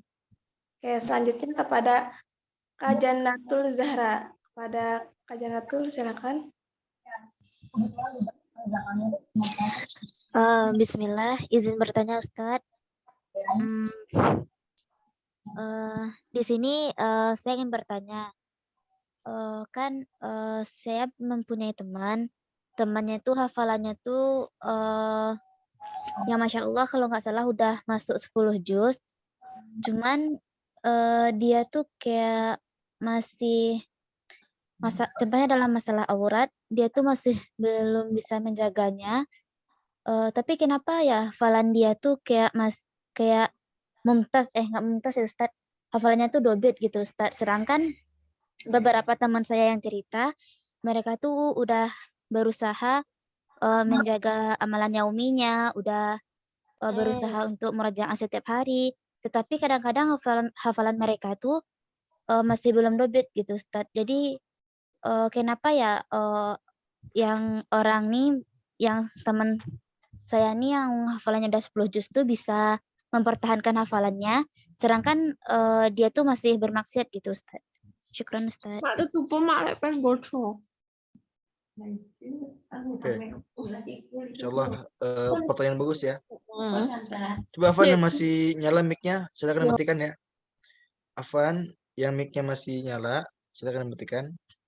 Saya bantu jawab ya. Jadi ada temannya katanya yang mungkin masih maksiat, tapi Allah berikan kenikmatan berupa hafalan yang lancar. Sementara ada teman kita juga yang sudah berjuang semaksimal mungkin, tapi qadarullah masih susah dalam menghafal. Maka jawabannya adalah kita harus meningkatkan tawakal kita kepada Allah Subhanahu wa taala. Apa itu tawakal? Menyerahkan hasil akhir kepada Allah Subhanahu wa taala. Apapun hasilnya, entah itu lancar ataupun tidak, entah itu banyak ataupun sedikit, ingat pasti Allah tahu yang terbaik bagi kita. Dan ingat, Allah itu menilai seseorang bukan dari berapa banyak hafalannya, bukan dari berapa banyak yang dia lancarnya, bukan. Ingat, seseorang itu dinilai dari berapa huruf yang dia baca, seberapa istiqomah dia dalam menghafal Quran. Kalaupun kita sudah istiqomah, sudah mati-matian menjaga hafalan, tapi qadarullah hafal masih hilang, nggak apa-apa. Tugas kita tawakal. Kita percaya sama Allah, Allah telah menyiapkan keutamaan-keutamaan yang sangat luar biasa bagi kita. Maka kalau ada teman kita yang misalnya masih bermaksiat, tapi Allah masih berikan kenikmatan berupa hafal yang lancar, tugas kita berdoa, mendoakan beliau agar cepat-cepat taubat seperti itu. Dan bagi kita yang masih susah menghafal Quran, jangan pernah bandingkan hafalan kita dengan orang lain. Karena ingat, Allah tahu yang terbaik bagi masing-masing. Ingat, di sini poinnya adalah tingkatkan tawakal kita kepada Allah Subhanahu wa taala. Tawakal adalah menyerahkan hasil akhir kepada Allah Subhanahu wa taala. Apapun hasilnya, itu yang terbaik. Dan ingat, Allah tidak menilai dari berapa banyak dia lancarnya atau dari berapa banyak dia menghafalnya, bukan. Tapi dari berapa huruf yang dia baca, seberapa istiqomah bersama Quran, dan seberapa lurus niatnya ketika menghafal Al-Quran. Seperti itu. Barakallahu fikum, semoga terjawab. Alhamdulillah. Kita ke satu selanjutnya. Kak Sabaria. Gimana Kak? Siap ya, tanya. Bismillahirrahmanirrahim. Assalamualaikum warahmatullahi wabarakatuh. Alhamdulillah bisa bergabung di grup ini, dan kalau dilihat dari yang hadir sepertinya masih pada muda dan mungkin seusia Putri Ana, dan Ana merupakan seorang ibu dari 5 orang anak, usia 43 tahun, jadi lebih tepat dipanggil Uma mungkin ya, sudah ibu-ibu. Ini Ustadz, Ana tertarik untuk coba untuk menghafal, karena salah satu kelemahan anak itu sulit menghafal, kurang suka menghafal justru. Membaca suka tapi menghafal kurang suka gitu. Tapi tertarik untuk melakukannya. Nah, karena ibu rumah tangga dan sehari-hari di rumah, kira-kira ada tidak peluang anak untuk bisa melakukannya, karena sudah timbul keinginan untuk mencoba untuk menghafal. Dan ini juga salah satunya anak tertarik karena alhamdulillah sudah 3 putra-putri anak yang sudah berkecimpung di bidang menghafal Quran. Alhamdulillah. Jadi mohon pencerahannya bagaimana cara yang baik, yang mungkin lebih mudah untuk anak menjadi penghafal Quran, meskipun tidak banyak, paling tidak anak sudah bisa memulai. Mungkin itu ya Ustadz yang ingin anak tanyakan malam hari ini. Syukran kehadiran untuk kesempatan yang diberikan kepada anak. Masya Allah, ini pertanyaan luar biasa ya. Saya jawab dengan sebuah kisah dari bibi saya sendiri. Saya punya bibi atau adiknya abah saya, adiknya bibi saya. Beliau ini baru menghafal Al-Quran setelah menikah dan setelah memiliki 6 orang anak. Jadi bibi saya ini baru menghafal Quran ketika usia mungkin sekitar 30-an lah, dan memiliki pas saat itu masih 5 anak. Dan alhamdulillah ada suaminya atau paman saya membimbing, jadi ada guru membimbing.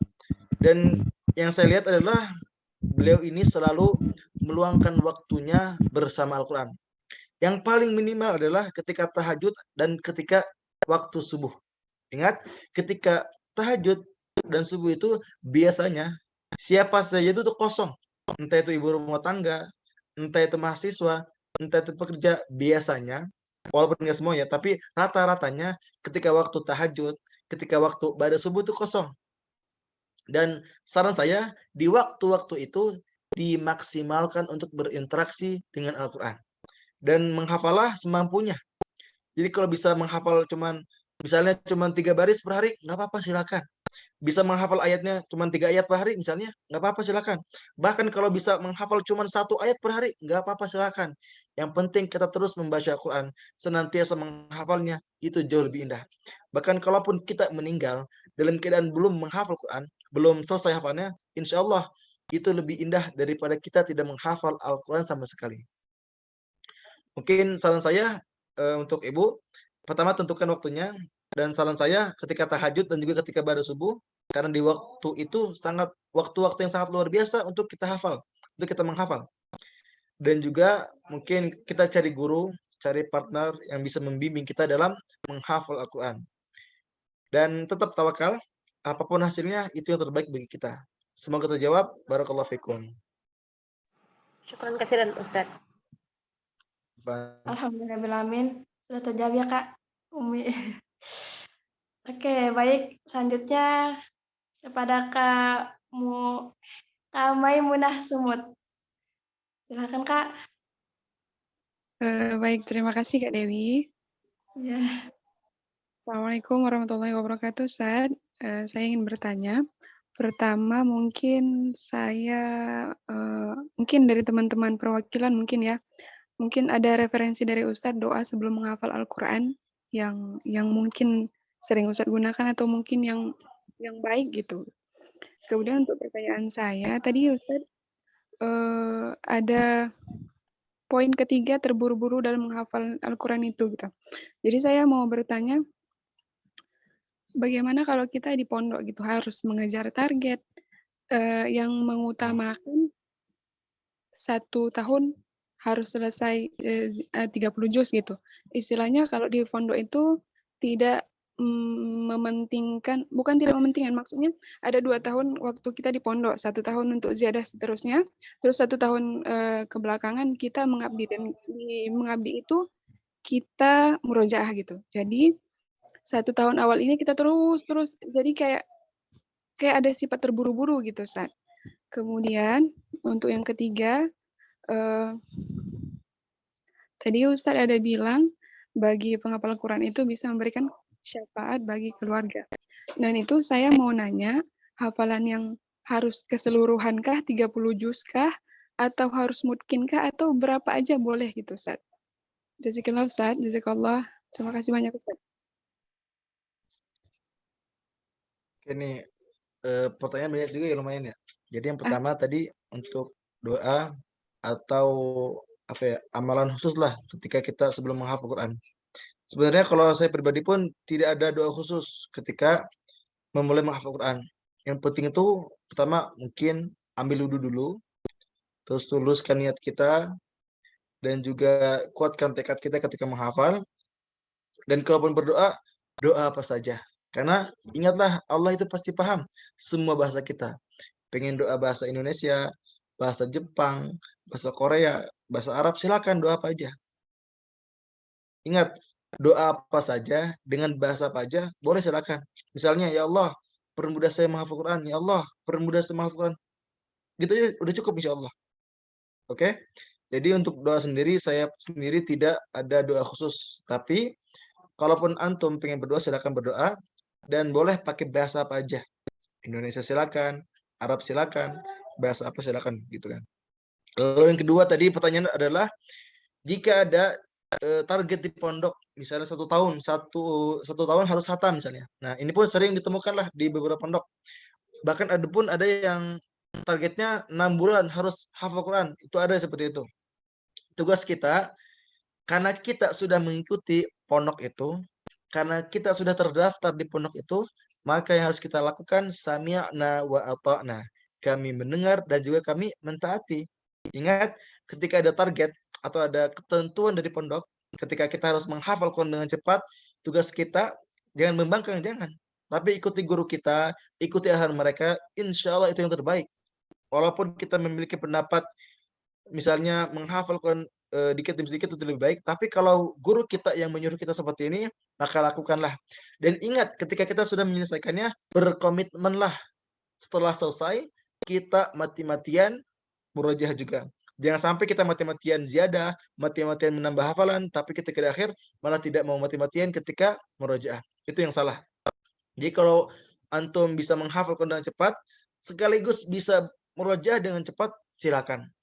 Seperti ada namanya Ustadz Deden. Mungkin antum sudah tahu, Kiai Haji Ustadz Deden Makhruddin. Beliau ini menghafal Al-Quran selama 59 hari, 2 bulan, bayangkan. Beliau menghafal Al-Quran selama 2 bulan, kurang bahkan. Tapi karena beliau memiliki tekad yang kuat, memiliki komitmen yang kuat ketika menghafal, setelah menghafal, beliau langsung bisa lancar hafalannya. Karena sudah memiliki komitmen, gitu kan. Jadi kalaupun ada target pondok yang harus dilakukan, silakan dilakukan. Tapi kalau kita misalnya di pondok dan ada arahan-arahan, atau sekarang kita misalnya lagi ikut kelas tahfiz online misalnya, dan tidak ada target yang banyak, ya udah kita menghafal dikit demi sedikit. Yang penting kita istiqomah, seperti itu.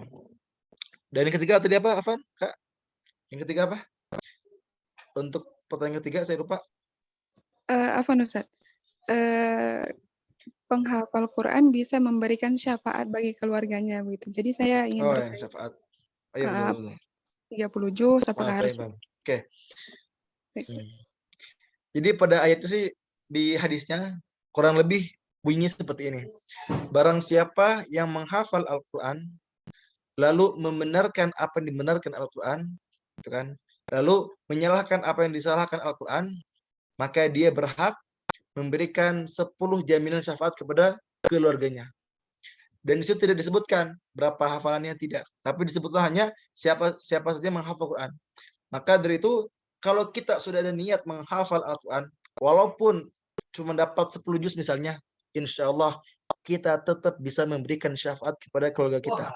Ingat, walaupun kita masih 10 juz misalnya hafalannya, tapi karena ada niat dan kuat, ada keinginan untuk menghafal 30 juz, maka insya Allah sudah dinilai, sudah dicatat pahala 30 juz di sisi Allah Subhanahu wa taala. Seperti itu.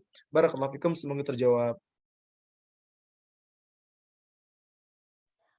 Lanjut. Terima kasih banyak Ustaz. Allah rahmati dunia akhirat.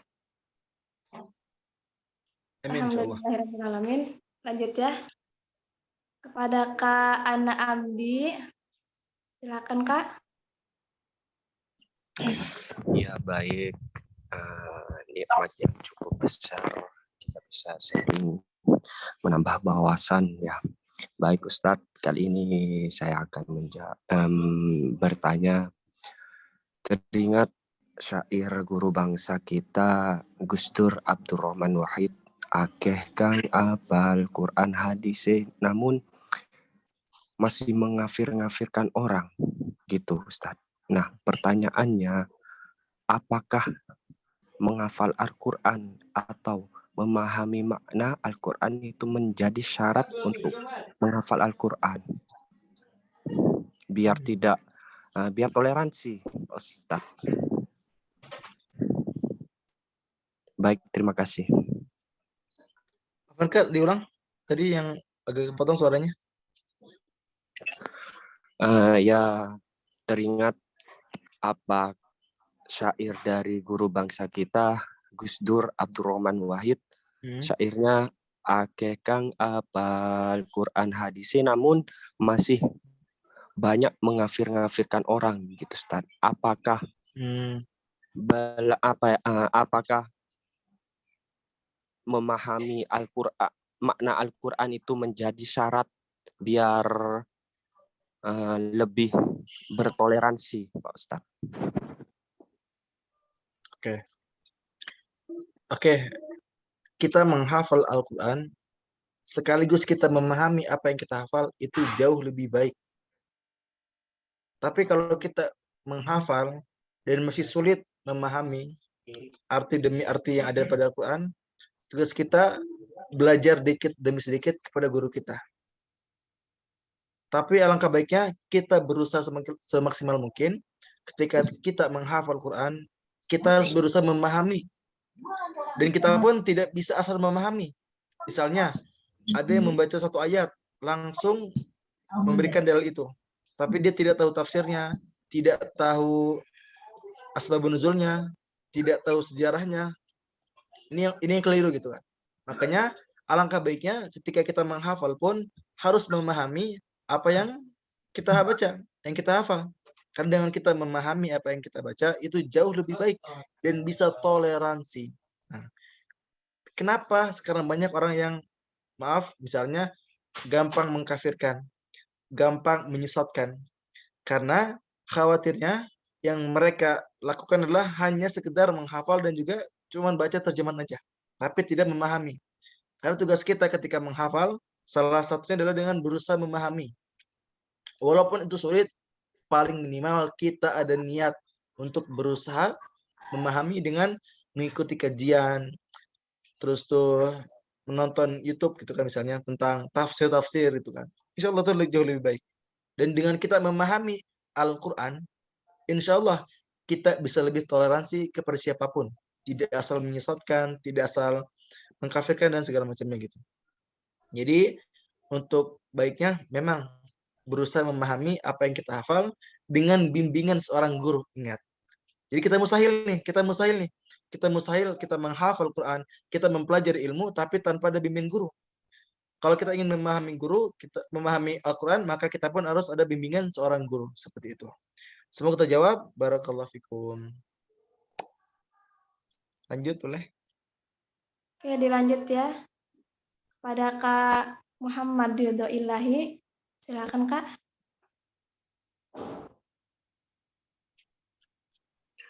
Baik, terima kasih kepada Kak yang telah mengizinkan saya untuk bertanya.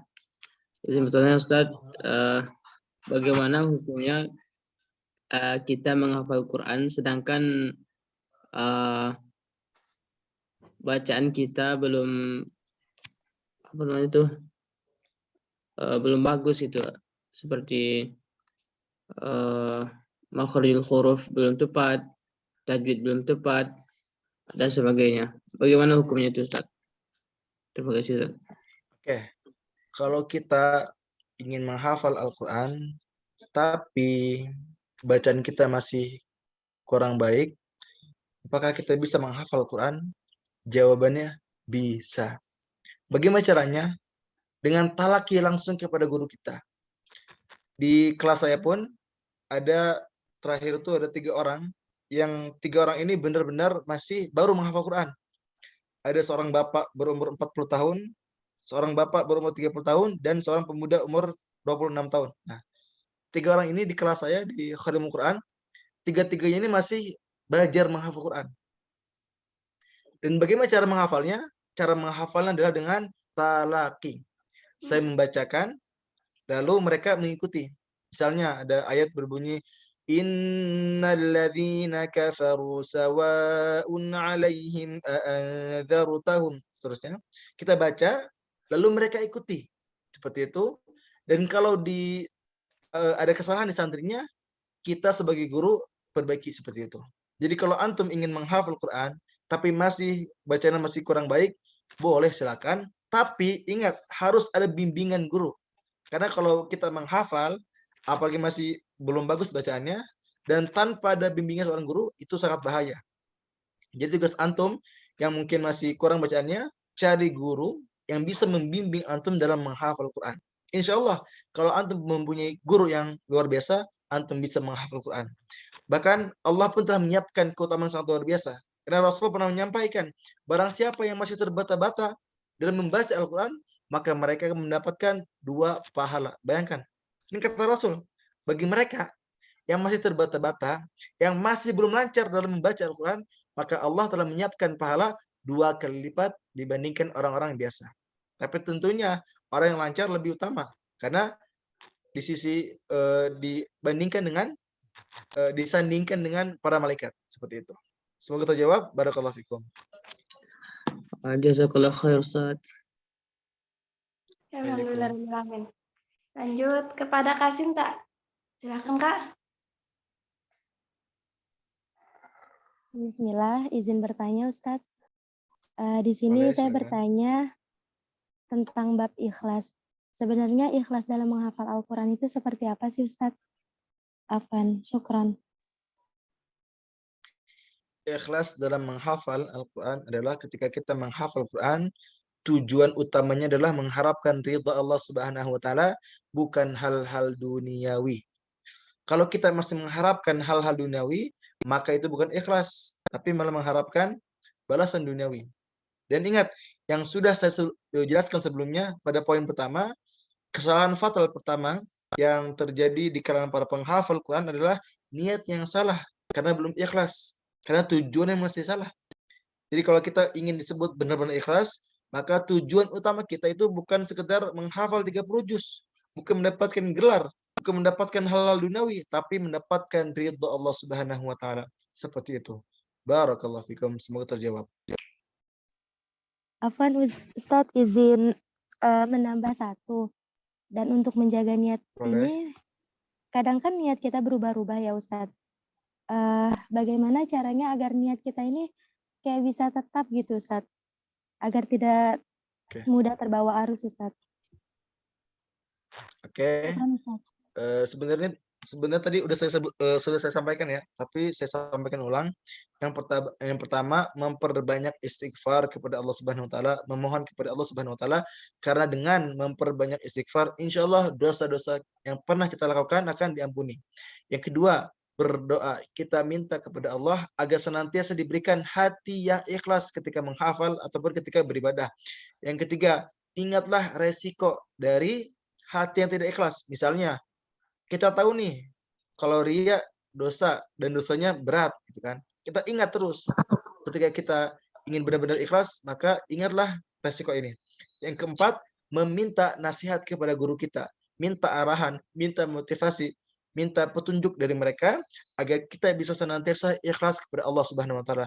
Maka 4 cara tadi bisa membuat hati kita ikhlas. Pertama, memperbanyak istighfar, memperbanyak doa, mengingat resiko dari ketidakikhlasan, dan yang keempat, meminta nasihat kepada guru-guru kita ataupun kepada teman-teman kita yang soleh, seperti itu. Semoga terjawab ya. Barakallahu fikum. Insyaallah, syukran Ustaz. Oke, baik. Selanjutnya kepada Kak Indri, dipersilahkan. Bismillahirrahmanirrahim. Afwan Ustaz, izin tanya, gimana caranya agar menghilangkan rasa malas ketika murojaah? Karena itu sering terjadi Ustaz. Malas dalam murojaah. Syukran. Afwan Kak, diulang. Tadi ini ada ini. Bismillahirrahmanirrahim. Afwan Ustaz, gimana caranya agar menghilangkan rasa malas ketika dalam murojaah, menghilangkan rasa malas dalam murojaah. Mungkin itu saja Ustaz. Oke, baik. Syukran. Cara menghilangkan rasa malas ketika murojaah ataupun ketika menghafal Quran. Yang pertama yang biasanya saya lakukan adalah mengingat tujuan pertama kita ketika menghafal Quran. Kita ingatlah tujuan pertama kita itu apa. Dengan kita mengingat tujuan demi tujuan yang pernah kita impikan, insya Allah akan meningkatkan semangat kita untuk lebih bersemangat ketika murojaah ataupun menghafal. Yang kedua, yang sering saya lakukan, karena saya pun sering malas, saya pun sering futur, sering mungkin sedang turun gitu kan imannya, maka cara yang paling ampuh meminta nasihat kepada orang tua dan juga kepada guru. Jujur, ketika kita meminta nasihat kepada guru, meminta nasihat kepada orang tua, insya Allah akan meningkatkan iman kita, meningkatkan semangat kita, terutama ketika menghafal dan juga menjaga hafalan, insya Allah. Mungkin itu ya terjawab ya. Barakallahu fikum. Oke, baik. Karena mungkin waktu sudah malam juga ya. Ini pertanyaan yang terakhir ya Kak. Dari pilih di kolom chat. Boleh. Bismillahirrahmanirrahim. Dipilih dari pertanyaan Kak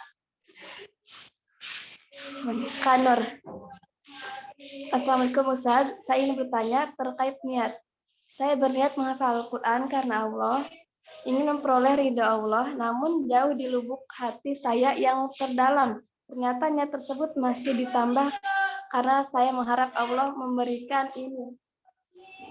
Dan itu yang bersifat duniawi. Astagfirullah, bagaimana Ustaz? Itu saya pertanyaannya. Oke. Apakah kita boleh niat tujuan utamanya adalah karena Allah, tapi ditambah dengan hal-hal duniawi? Sebenarnya insya Allah itu diperbolehkan, tapi ingat, tetap tujuan utama kita adalah mengharapkan ridho Allah Subhanahu wa Ta'ala. Karena yang menjadi kesan fatal adalah menjadikan dunia sebagai tujuan utama. Maka ketika kita seperti ini, coba kita memperbanyak istighfar, memperbanyak berdoa, memperbanyak memohon perlindungan kepada Allah Subhanahu wa Ta'ala agar kita bisa senantiasa mendapatkan hati yang ikhlas untuk tidak mengharapkan hal-hal duniawi. Seperti itu. Mungkin cukup ya, karena di sini juga sudah azan maghrib, di Turki sudah azan maghrib. Mungkin tutup. Mungkin ada sesi foto mungkin ya, Ustazah? Dokumentasi. Ustaz, punten boleh nggak? Jadi ada dari Ustazah Dini minta doa bersama Ustaz. Jadi dipimpin oleh Ustaz ya. Jadi untuk mendoakan saudara-saudara kita yang malam kemarin meninggal yang tragedi sepak bola itu. Boleh nggak Ustaz?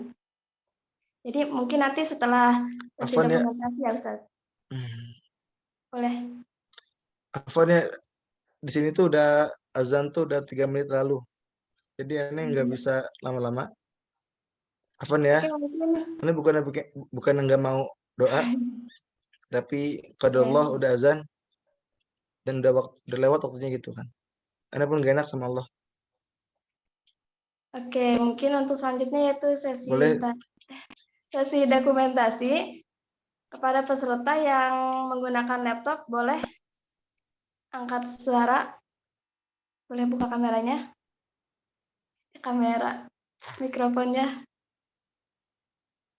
Ada? Saya, Kak. Boleh. Boleh dikasih kode ya, Kak? Dihitung.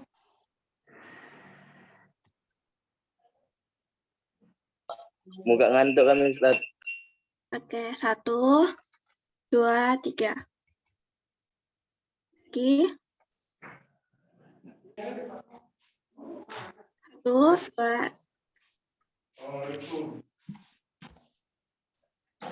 1, 2, 3. Sekali lagi. 1, 2, 3. Udah. Sekali lagi.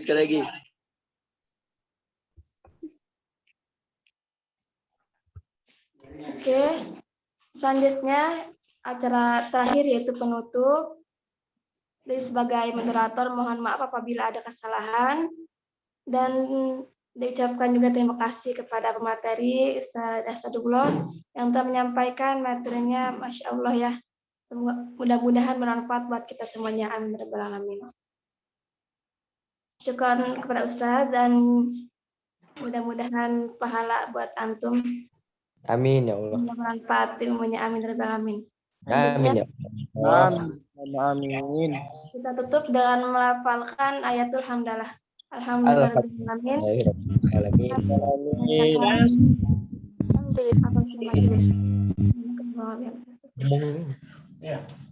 Baik.